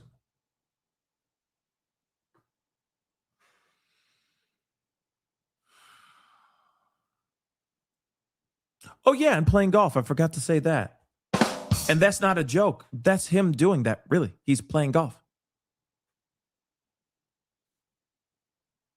He's playing golf. And you got people flying around and dropping bombs and people running for their lives and terrified out of their minds. People who don't even speak English, don't even know what's really going on, don't even really care about the geopolitical crap that's going on. They just want to live their lives. And he is enjoying his large Diet Coke, his apple pies, and his Big Mac with his large fry, whilst taking a few strokes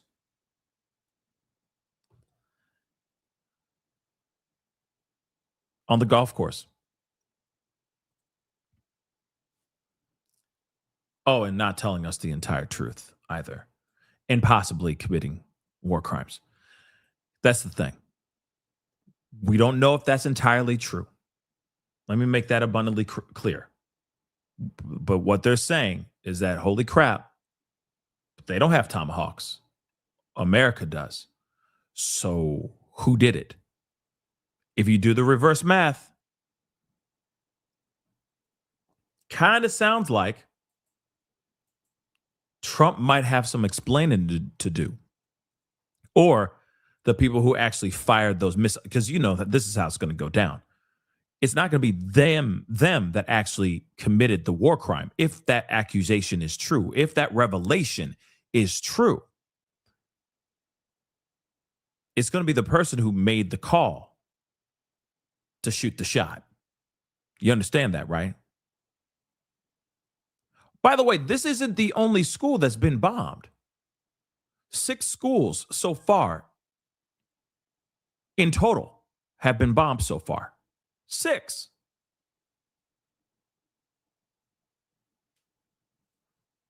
So again, we are living in some weird and very frustrating times, y'all. Weird and frustrating times. But hey, Hey, Lindsey Graham's feeling great about all this. I'm not looking for a fair fight. If we get in a fight, I want to win it. I want to win it quick. I'm in Miami. You see this hat? Free Cuba. Stay tuned. Yep. The liberation of Cuba is upon us. It's just a matter of time now. You see this hat? Make Iran great. President Trump said the only way to make Iran great is for the people to take over. We're marching through the world. We're cleaning out the bad guys. We're going to have relationships with new people that will make us prosperous and safe. I've never seen anybody like it. This is Ronald Reagan plus. Donald Trump is resetting the world in a way nobody could have dreamed of a year ago. He is the greatest commander-in-chief of all time. Wow. Our military is the best of all time. Iran is going down, and Cuba is next. Oh, my God. I didn't know he was so gifted. He's able to say all of that with Trump's D all up in his mouth. Have mercy. I didn't know you could talk with your mouth full. Unbelievable. Wow. That was a mouthful. That was a lot. Have mercy. Yeah. All up in his mouth. Yeah. Here's the thing. He had merch. Take a look at this again. He had merch. I want to win it quick. I'm in Miami. You see this hat? Free Cuba. Stay tuned. Yep. The liberation of Cuba is upon us. Like, so did he go to Lids before he went to do this interview with Fox News? And he said, hey, man, I need you to make Iran great again, and then a Cuba hat. He went to Lids, man. He went to Lids and got custom-made hats made. Okay, he got merch up in this mug. He went to Lids. Okay, imagine Lindsey Graham walking into Lids. Can you imagine him going into Lids? You know what I'm saying? Lids. Hey man, welcome to Lids. What can I do for you, bro? Yeah, man. I want to get a hat that says "Make." I can't even do Lindsey Graham, but you get what I'm saying. Lindsey Graham walking into Lids. That's the start of the greatest joke on earth. Come on, man. Come on now. Because you know for a fact, right now, he's not wearing a full, like he's wearing a suit, right? But you know for a fact that it's khakis. You know for a fact he's wearing khakis right now. Tan, almost damn near white khakis with this outfit. So imagine this dude walking into a Lids. He don't wear hats. Come on now. He went into a Lids. Come on now. Come on now. You know exactly what I'm talking about. All right. Straight up.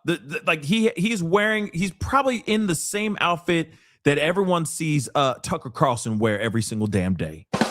Okay? Like white khakis. They're damn near white. They're tan. But under certain lights, they look like they're white. Okay? I don't know why. Why do they look like like preppy school teachers from like the 90s, but they still rock that look. You know what I'm saying? Yeah, he probably has the whole thing on with the flip-flops. Yeah, Gemini. He probably got the whole lid. You know what I mean? He was probably like, look, I'm going to put on the flip-flops because it shows that I'm still a little bit hip before he walks into a Lids to get those custom made.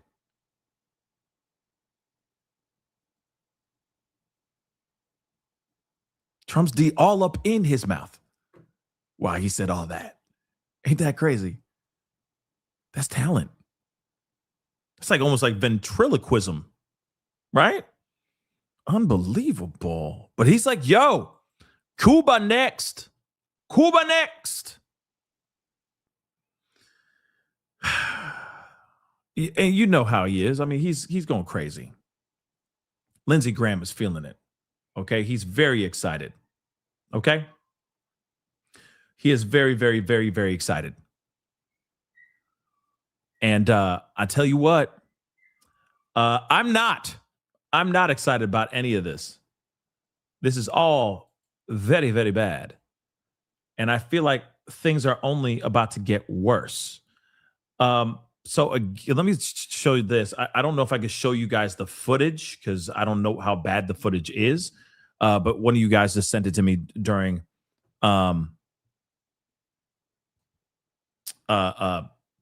send it to me during the live. But okay, Iran is carrying out massive bombardments on Israel, the likes of which have not been seen in days. Dozens of missiles with submutations are launched, and based on incoming footage, the vast majority hit their targets. I could also confirm Israeli aircraft refueling to attack Iran. Now, we also heard that bombers are en route, if I'm correct as well. We got American bombers en route to Iran, or actually they stopped in the UK, and now they're en route to Iran. Bombers. Hold on. Yeah, crazy. But let me show you what I mean. It's pretty crazy. Hold on. Where is it? Come on. Hold on.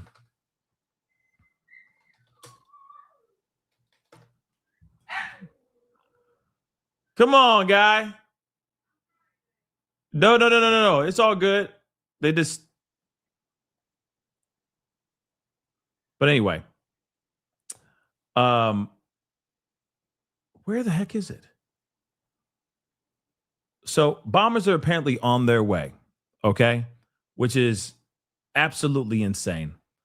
And it's about to get, again, we're about to see something crazy. They've, like what Trump said, he was ramping up. Things are about to get even more gnarly. And that's what it looks like it's going to be. I'm trying to find the footage of that, but I can't seem to find it. I'm gonna have to pull it up here in just a second. But in the meantime, I need to pull up these other things that we haven't had a chance to really show or talk about as well. Let's talk about this here real quick. In Jerusalem is Michael Oren, the former Israeli ambassador to the United States. It's good to see you, Mr. Ambassador. You said welcome to another war. This is one you clearly support, but do you have concerns at this point? First of all, always good to be with you, Martha. And yes, it's the latest war. It's actually the continuation of the war that began on October 7th, 2023. And there's direct connection between Hamas's attack on the southern Israel and what's going on now. And yes, I have concerns because in many ways, the Iranian regime is a lot like Hamas. In order to win, they have only not to lose.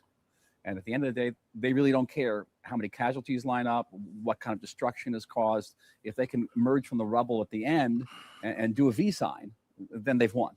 And so it's very difficult. And in order to win this war, the United States and Israel and other allies are going to have to press this campaign perhaps for a long time, unless there's a popular uprising in Iran that will result in a regime change. And when you say press it for a long time, are we talking months? I mean, how does this go in the long run? In the long road, they have decimated missile sites, missile launchers. They have decimated, so they say, these nuclear facilities. But in the long run, what happens? Because you've seen things occur over and over again. I think that the pressure has to continue on Iran. It may not have to continue with this intensity. For example, if the missile launchers can be eliminated, if the nuclear threat can truly be neutralized. And that includes not just the facilities, but that 400 kilograms, almost 800 pounds of highly enriched uranium, which the Iranians have buried underground. And how do you get your hands on that? Ooh, somebody can, but I don't think the Iranians are going to get their hands on them. I think that the United States and Israel are going to have to figure out, perhaps with special forces, ways of getting that. That would, I would think, require special forces or somebody going in on the ground. Wouldn't rule it out, because the idea was originally that this material would be shipped out to a third country, but apparently the Iranian negotiators refused to do that. Now, keep in mind, as long as you have that 400 kilograms of highly enriched uranium, it only takes a few days to enrich that to missile grade, to military grade, and that can be put into a warhead, or it can even be put into a suitcase. You know, we talk a lot about forever wars in the U.S. President Trump has said he will not get involved in a forever war. Is this war different, or could this also be a forever war? I think it depends how you, again, I'm going to sound very picayune here, but it sounds like how you define forever and how you define war. I mean, the Cold War was a forever war too. It doesn't mean you're actually engaged in daily combat intensely as you are now. Again, if you can reduce Iran's ability to shoot at us, to shoot at our neighbors, to shoot at our allies in the region, to conduct terrorist attacks around the world, but you haven't really affected a regime change, you haven't, the regime remains in power, then you just maintain the pressure on that. It's not so dissimilar to what's going on in Gaza right now. Well, let's talk about regime change. The Israelis are saying, we're going to shoot anybody that the Iranians put in. We're going to kill them. Already killed the supreme leader. So how does that work? And how do you expect the opposition to rise up?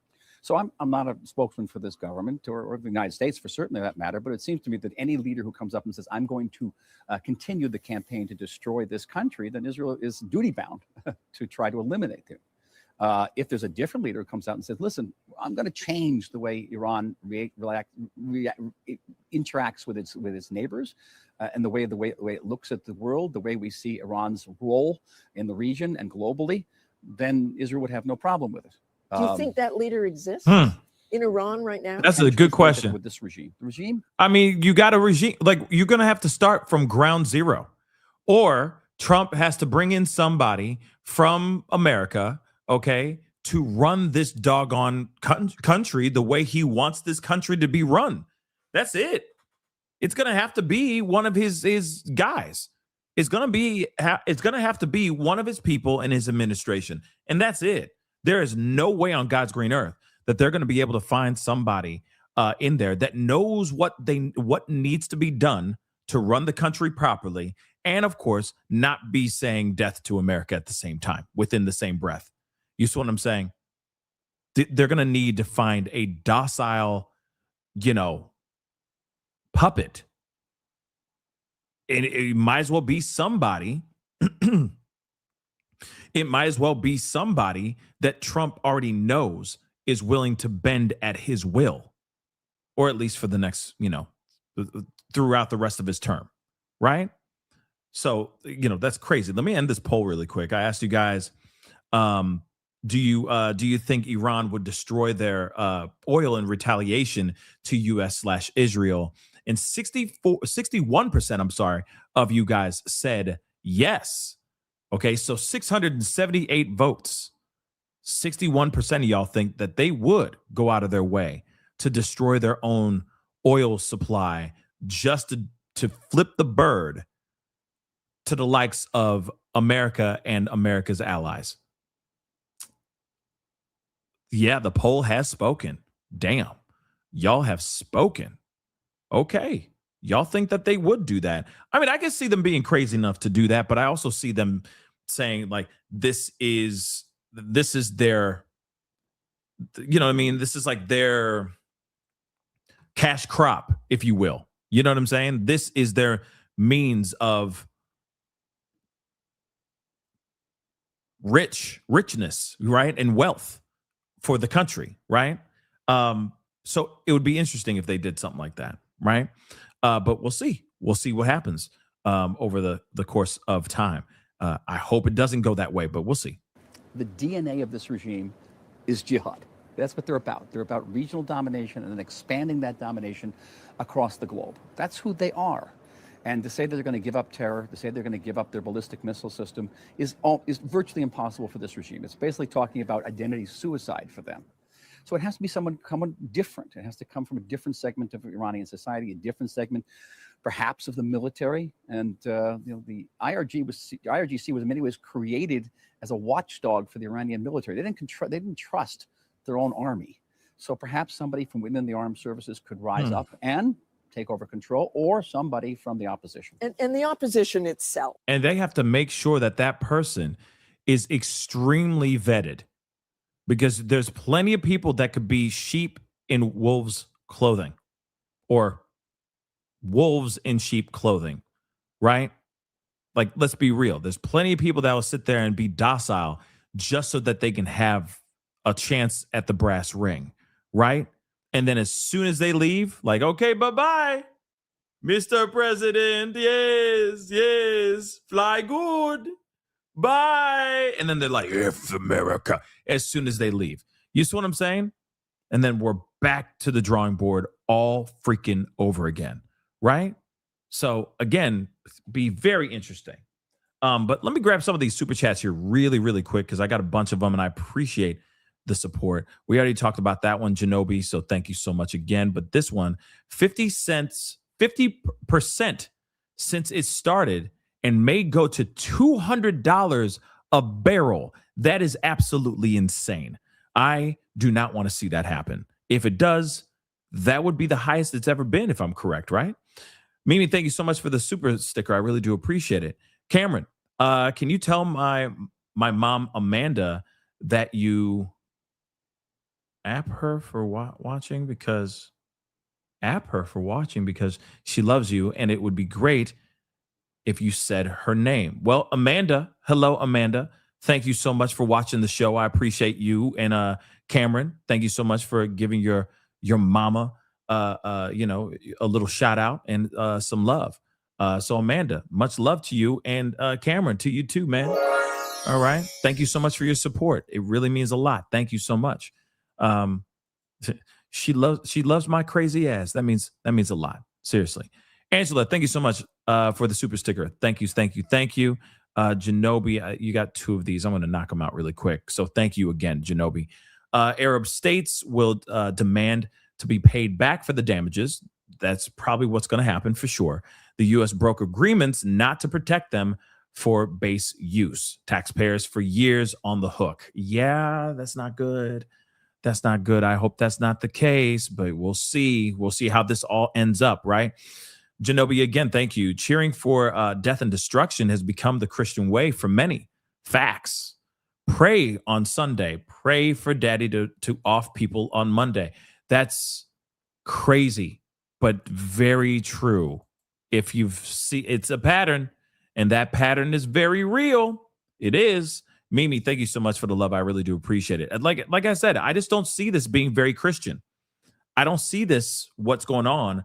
I don't consider this a very Christian thing to do. We all good Christians. This is a very Christian thing to do. We're going to fly over and we're just going to bomb a whole bunch of people. It's a very Christian thing to do. It's not. Sorry, it's not. Carl, thank you so much all the way from Australia. Hello from Australia. Australia has 30 days of fuel reserves. Yes. And I think if I'm correct, China has 100 days of fuel reserves. And when they run out, or when they get close to running out, they're going to be angry. And it's not going to be a good turnout, right? The recommended level is 90 days. We rely heavily on trucks to supply our cities. Yeah. And imagine gas being just straight up through the roof. Again, like everybody's already having a hard time trying to make $1 out of 15 cents. We are already trying to rub 2 pennies together and just hoping it turns into $1. We are all fighting so hard to keep the roofs over our heads and all that. It's so scary what we have to do to just get by as people. And I'm not only just saying Americans, I'm saying people out here. Okay. And I know that there's a lot of people out here in other countries that have it much worse than some other people in other countries. But like I said, it is just insane, though, that there's such a fight to just stay alive and keep food on the table, the electricity running. It's insane. And then imagine on top of everybody, like, the next generation, they're already having a hard time. Even people to this day having a hard time trying to afford a house right now. Every person should be able to afford a house for the most part. If you're a hardworking, tax-paying, American, at least in America, you should be able to have a home. It may not be a freaking mansion with a pool. You may not have the best spread ever in the history of spreads, but you at least have a roof over your head. There are people out here that can't even do that now. You can't even do that. People are going and renting, or they're going back and living with their parents. That's how jacked up it is right now, guys. It's already jacked up. And you know, when Trump says, you know, it's the hottest country, the economy is better than it's ever been before. When he says all that stuff, are we sure about that? Because last I checked, I've seen a lot of my buddies going back to their mama's home because they can't afford what they want to afford. They can't afford what they should be able to afford. It's insane. Now you're going to throw in oil, gas prices, just regular goods. The cost of those things are going to go straight through the freaking roof. It's going to be a very angry country. It's going to be a very angry world if it affects us all. Nurse for God, thank you so much for being a member for the past 12 months. I really do appreciate it. Love y'all too. Love you too, girl. Love you too, man. I love you guys. I love you guys. Real talk. I really appreciate your energy. You know what I mean? It makes talking to a wall not feel insane. So I appreciate you guys. Infinite content. Thank you so much for the love. If Iran hits the oil plants, I guess, or the water plants in the Z state, they'll be in trouble. Oh, okay. And they better pray. Don't treat Tel Aviv like Israel did Gaza. Okay, edit for censor. I see what you're saying. Yeah, I mean, we'll see what's going on, but it seems like things are starting to get cut off. And if they're coming in, like, I feel like tonight there's going to be another big reaction. There's going to be something big coming.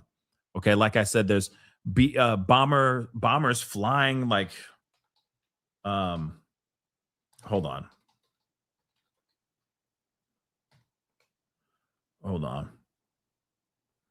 Yeah, American bombers landed in the UK. Okay, like right here. You know what I mean?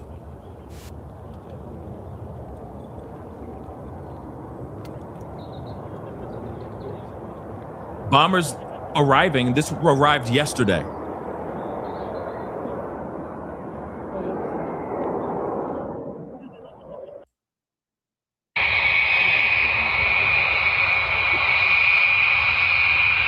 Let me tell you something right now. Let me tell you something. I'm going to mute it because there's no voiceover or you know, no reporting on this, but you got these guys coming in now. Yeah, they're big, huge death machines. They're about to do some damage. Like, if they're not already doing damage right now. Late tonight, possibly, there's going to be a wave, and it's going to be insane.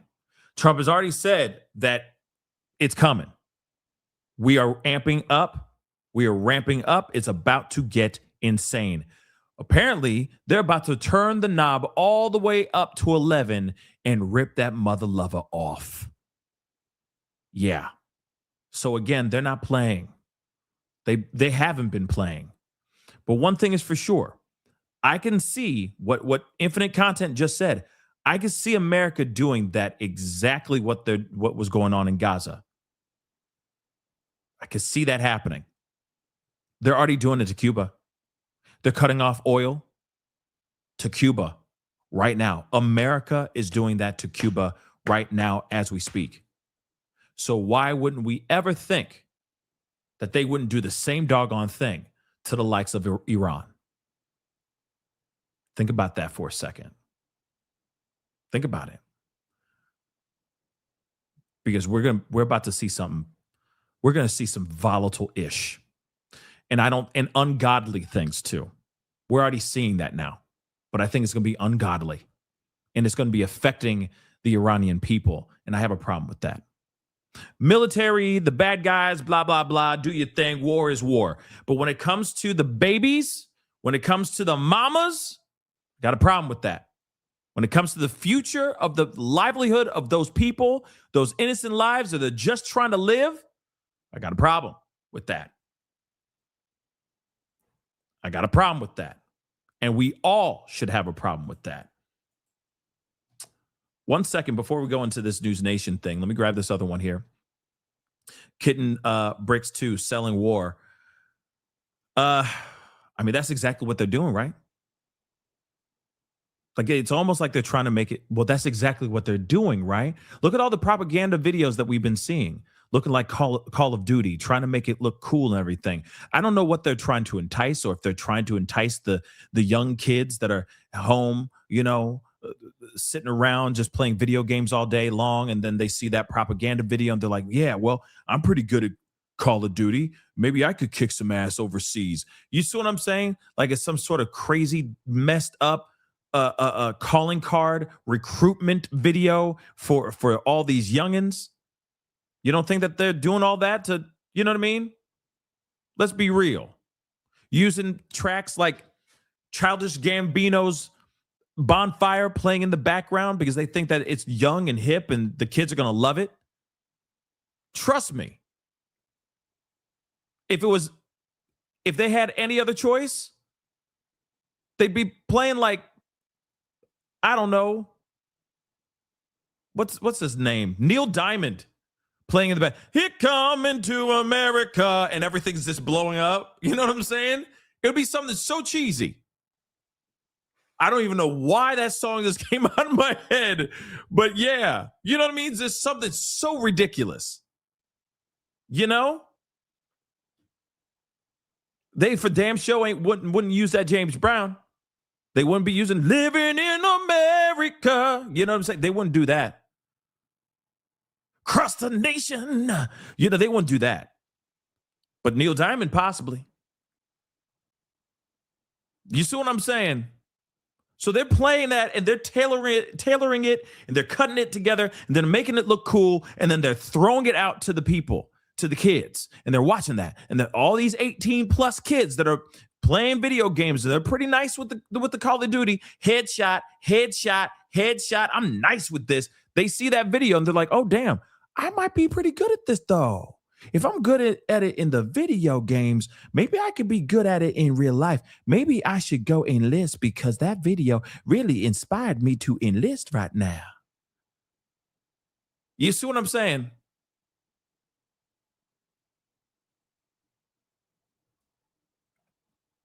Selling war.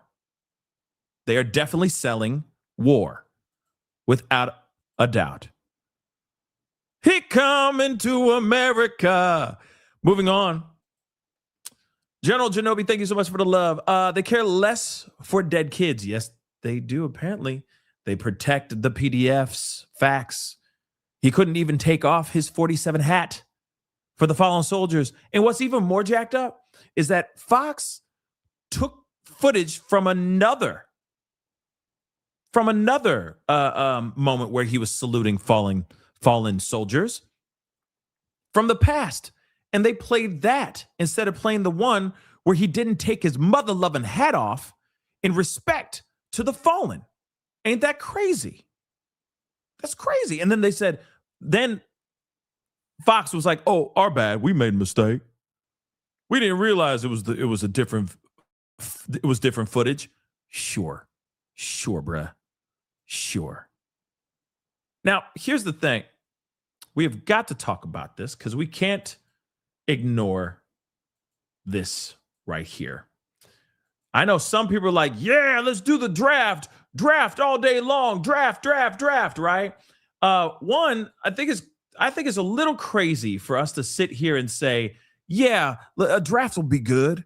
Hail to the no. I don't agree with it. Hail to the no. Okay? But one thing is for sure. The Trump administration's definitely still thinking about using it themselves as well. Take a look at this. This is crazy. Mothers out there are worried that we're going to have a draft, that they're going to see their sons get in and daughters get involved in this. What do you want to say about the president's plans for troops on the ground? As we know, it's been largely an air campaign up until now.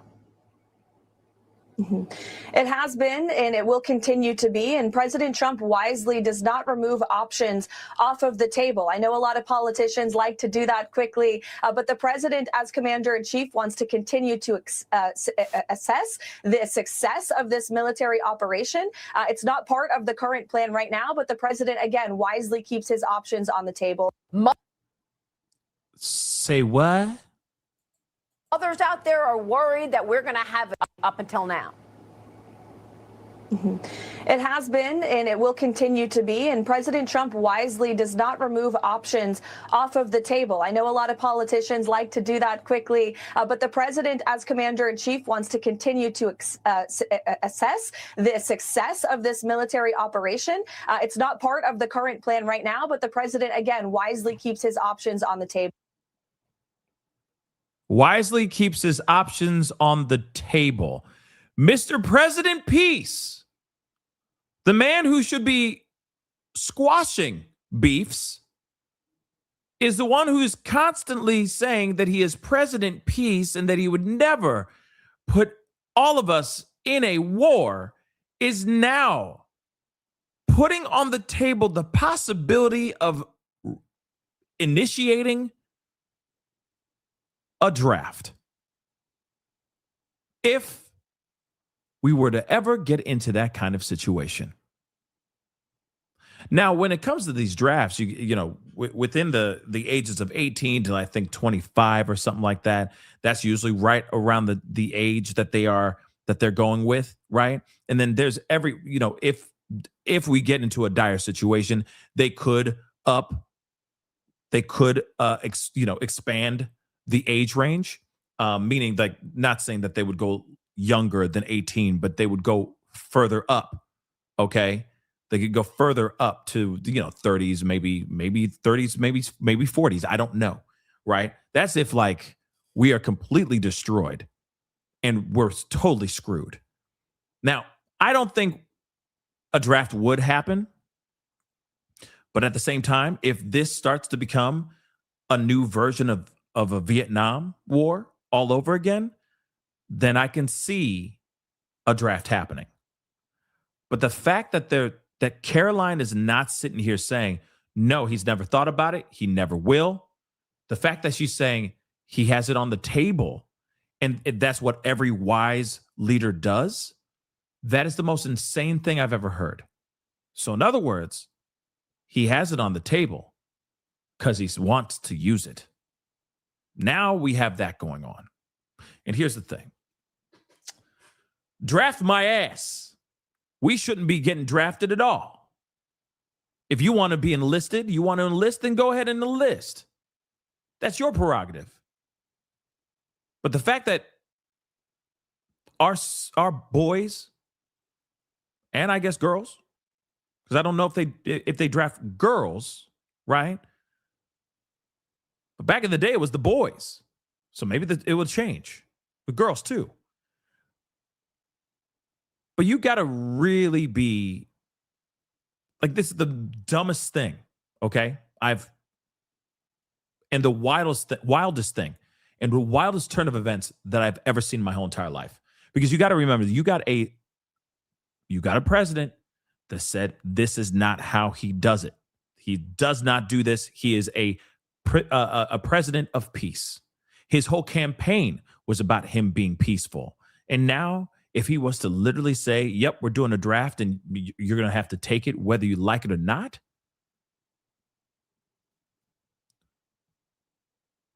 Who is this president that was voted in, that was elected? Who is this guy? Who is this guy? Real talk. Who is this freaking guy? Teresa, thank you so much for the super sticker. I really do appreciate it. Just something to think about, guys. Just something to think about. He's been all about, hey, I stopped 8 wars. All that, right? Stopped 8 wars, did all this amazing stuff. I should get the Nobel Peace Prize. I should have gotten it. Wouldn't it have been wild if he got the Nobel Peace Prize and then right after that did all this crap? Wouldn't that be wild? Sarah Davis, thank you so much for the super sticker. Wouldn't that be absolutely insane? Because in my mind, I feel like if that was to happen, I feel like the Nobel Peace Prize committee would go and revoke his award. You see what I'm saying? That would be like the first time ever in the history of ever that anybody who has ever been gotten their Nobel Peace Prize taken from them, because they were the complete antithesis of what they we're giving them the award for, right? I stopped 8 wars. I stopped 8 wars. And yet he's about to start World War III, guys. I know a lot of people are like, oh, that's y'all are saying that stuff that, it's fear mongering, but everything's brimming right now. Everything is at a very, very tangible and very sensitive nerve right now. And if anything, one small thing goes off, we could literally be in WW3. Janobi, what's up? The new leader's wife has just been died. What? Well, she already passed away. Yeah, she passed away. If you're talking about Khamenei's Khamenei's wife, she already passed away. So he has a reason to be mad. He has all the more reason. He has a revenge plot. Like I said, I feel like we're watching a movie, but we're living in it in real life, It's like a really jacked up and very violent Truman Show. You know what I'm saying? But it's real. We're living in it. We're definitely living in it. Let's take a look at this really quick. For bringing in the host of Batya here on News Nation, Batya Ungar Sargon. Batya, always great to see you. Another serious topic for us to start with tonight, this Gracie Mansion incident. It is alarming in so many ways. What was your reaction as this was unfolding? And now that we know this was an IED, this was not a lookalike, this was the real thing that was ignited. Thank you so much for having me. It's always so great to be here with you on a Sunday. Horrible, terrible, but also, Natasha, so much of the media coverage has been atrocious. The headlines have said, explosive uncovered near Gracie Mansion, which of course makes it sound like the mayor was the target, when actually the explosives were part of a counter protest to the anti-mayor, anti-Islamic protest. So that's very important for people to understand. And in the mayor's tweet, he pointed out, how terrible the anti-Muslim protesters were, led by a white supremacist, but then resorted to the passive tense when he said, of course, it's also terrible that there is violence and these IEDs there. All of which is to say the media and the mayor are trying to give the false impression that the violence, this actual weapon that could have gone off and hurt and maimed and killed, was from the anti-Muslim protesters, when actually it was from the people from the left who showed up to protest against them. So you had free speech on one side and then a weapon on the other side. It's very important to understand that. We know the FBI is investigating this as a potential act of terrorism. What do you make of these early indicators, and do you see it as so? You mentioned that they were 18 and 19 years old. These are kids. They should face the fullest extent of the law, but I would urge people not to, get too worked up over this. This doesn't seem like it's part of a more organized, larger effort. I mean, you just look at them there. They look like kids who got very upset about this protest and then resorted to violence, did something criminal, and deserved to face the law. But I just don't think people should get too hysterical about this. To me, this looks like two kids who made a huge mistake and did something terrible and violent. But I don't see the hallmarks of some sort of larger organized terrorist effort here. I do want to talk about Iran with the time we have, how it's impacting people here at home already. Of course, the increasing gas prices spiking 16% since the start of the conflict, and Americans already starting to feel the economic impact of Operation Epic Fury. We hear President Trump addressing this, saying on Truth Social earlier today, quote, short-term oil prices, which will drop rapidly when the destruction of the Iran nuclear threat is over, is a very small price to pay for USA and world safety and peace. Only fools would think differently. Do you think this changes anything for President Trump, how long that he's willing to stay in this fight? I would say he's got about 2 to 3 weeks, to be honest. Right now, he's got between 80 and 90% of Republicans and MAGA Republicans support this war effort. But if those gas prices keep ticking up, erasing kind of one of the big accomplishments of the last year. We're going to be getting closer and closer to the midterms, and I don't see people being willing to stay with this long term. If you remember, he won on an anti-war platform, and while I don't see this decapitation of the Iranian regime as the same as our sort of failed adventurism under Bush and Obama, at the same time, he's asking the American people to recognize that distinction, and that involves giving us a time frame in which it will be over, and also, I think, extremely crucially, no boots on the ground. And I know that he doesn't want to commit to that because he doesn't want to tip his hand. He wants the Iranian regime to believe that he's willing to go the distance and to do whatever it takes to take them down, and it's important that they believe that. But domestically, he will start hemorrhaging support, I believe, if he doesn't wrap this up and make it clear that this is a limited operation. I hear that. It needs that part. She's right. It needs to be limited. This does not need to be going. This has already gone too long already. Okay. But that's the thing, though. He's not going to do that. This is going to be prolonged. Okay.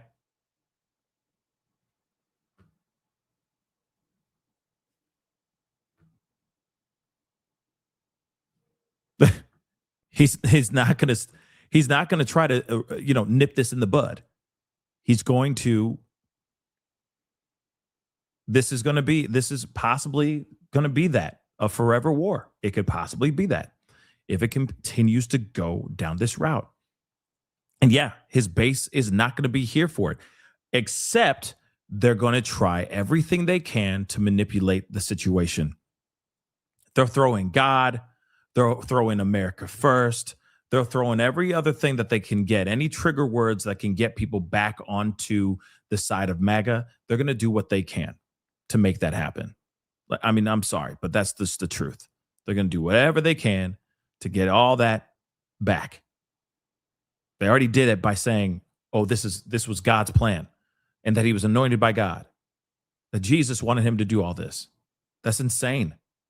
That's insane. And I'm telling you right now, the only people that are actually believing that truly believe that are, say, part of MAGA and whatnot, are the ones that still believe that the Easter Bunny and Santa Claus still exist. I'm sorry. But as soon as you hear God, you're suddenly going, oh, well, then he's doing the right thing. Yeah, okay.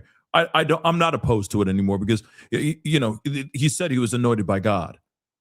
Guys, come on. Come on.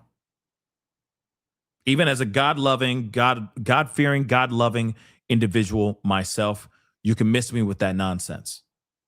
You can. Okay? Sorry. It just ain't going to fly with me. Because I was born during the day, but I was not born yesterday. Okay. And finally, I want to give you some props for calling it like it is, because we see the president pushing Kristi Noem out as DHS secretary. Batya, you were one of the only ones. You came on my show just a few weeks ago. You said, yeah, he needs to fire Noem. Everybody was saying that he needed to fire Noem. Everyone was saying that. Just so you know, she was not the only person out here saying that she should have been fired. Okay. Or self-deported. Okay. But still, come on now. What was your reaction when you saw the headlines break this week? My first thought was, I'm so glad I said that on Natasha's show. No, I think this was a great move. She lied to us about Alex Preddy. She said he was brandishing a gun. That was not true. The whole office was very scandal plagued under her. She bought a private jet, apparently, this $200 million ad buy. She gave the department a bad name at a time when it is very important that the deportation efforts be seen as being above board. Word? She bought a private jet for herself? Oh my God. Because the majority of Americans support them. So I was very happy to see him fire her. Batya Ungar-Sargon, appreciate you. Thank you so much. Okay. Oh, you got to be kidding me. You've got to be kidding me. Okay. Hold on 1 second, guys.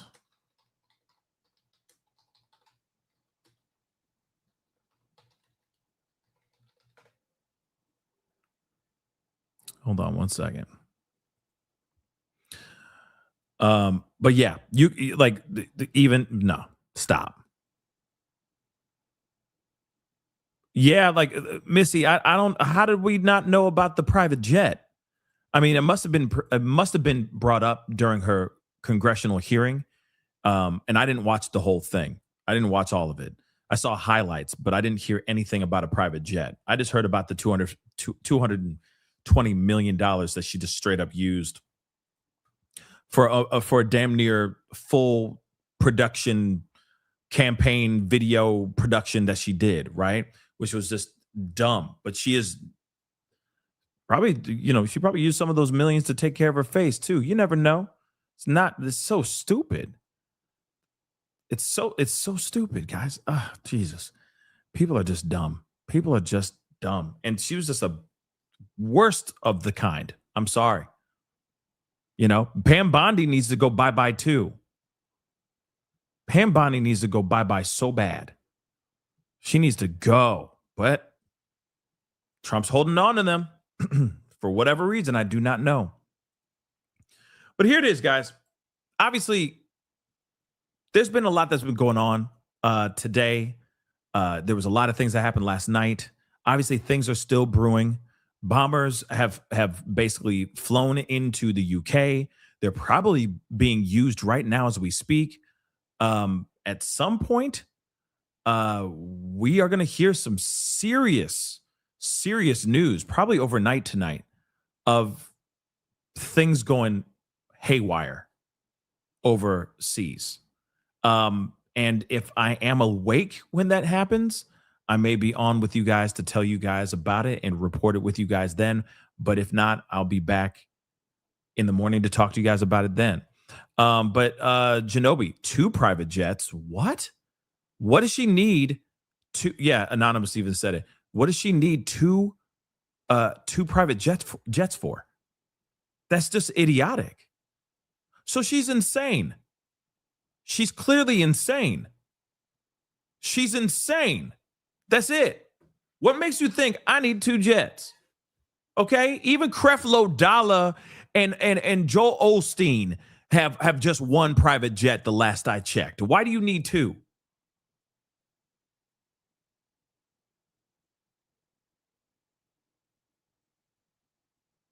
That's just insane. But guys, when we get some more information, I'll let you guys know about all that very, very soon. Keeping up with the Joneses with $220 million. Damn. With 2 private jets. Damn. What kind of Joneses are you keeping up with? The Bezoses? Like, come on now. That's insane. Renee, thank you so much. Is it true regarding U.S. troops taken as prisoners? See, that is something that's been said and has been reported, but they're also pushing back on that and saying that's not true. So I'm waiting for some more proof of that, but I don't know. I heard that there's a bunch of POWs, troops. They're saying like troops have been taken in as prisoners of war, but they're not talking about any of that. Hopefully in time, the truth will come out. But right now, they don't want to look dumb. They're trying really hard to look pristine because they don't want the market to crash, guys. Remember that.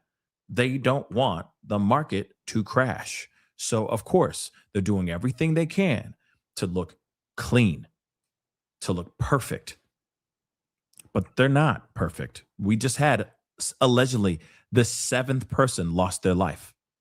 Okay, today. CLJ, thank you so much for love. If there's enough dissent from the people, he can't go that far. There has to be a voice of reason somewhere in the White House that he listens to. Maybe Melania. I don't know. It's not Pete Hegseth.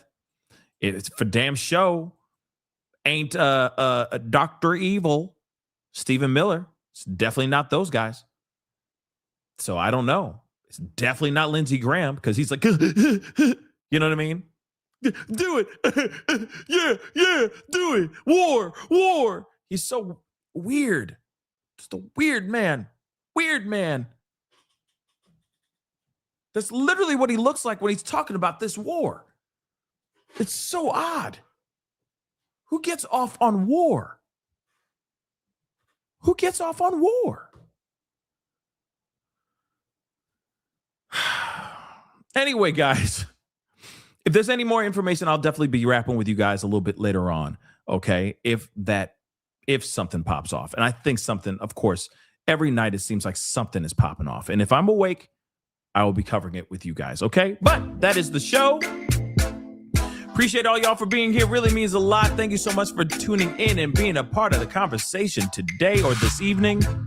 I may be back on in a few hours if things continue to pop off. If not, I will see you in the morning and we'll talk then too. So do me a favor before we head out. Hit that like button down below. Crush it. Do what it do. Hit that reaction button if you're watching on these other platforms. And if you are watching on these other platforms, make sure you hit that follow button, please, and thank you. Don't forget to subscribe here on my main channel right here. Subscribe. Hit that notification bell. Set it to all so you know whenever I go live, whenever I upload. Hit that join button down below. Become a member. Check out my Patreon. And, of course, check out PascalMerch.com. PascalMerch.com. We got some really great stuff over there, man. PascalMerch.com. Go check it out. Anyway, guys, it is time to get going. Stay safe out there, guys, because it's crazy out here in these streets. Be safe. We'll be talking here very soon. Be good to yourselves. Be good to one another. This is The Pascal Show. Bye.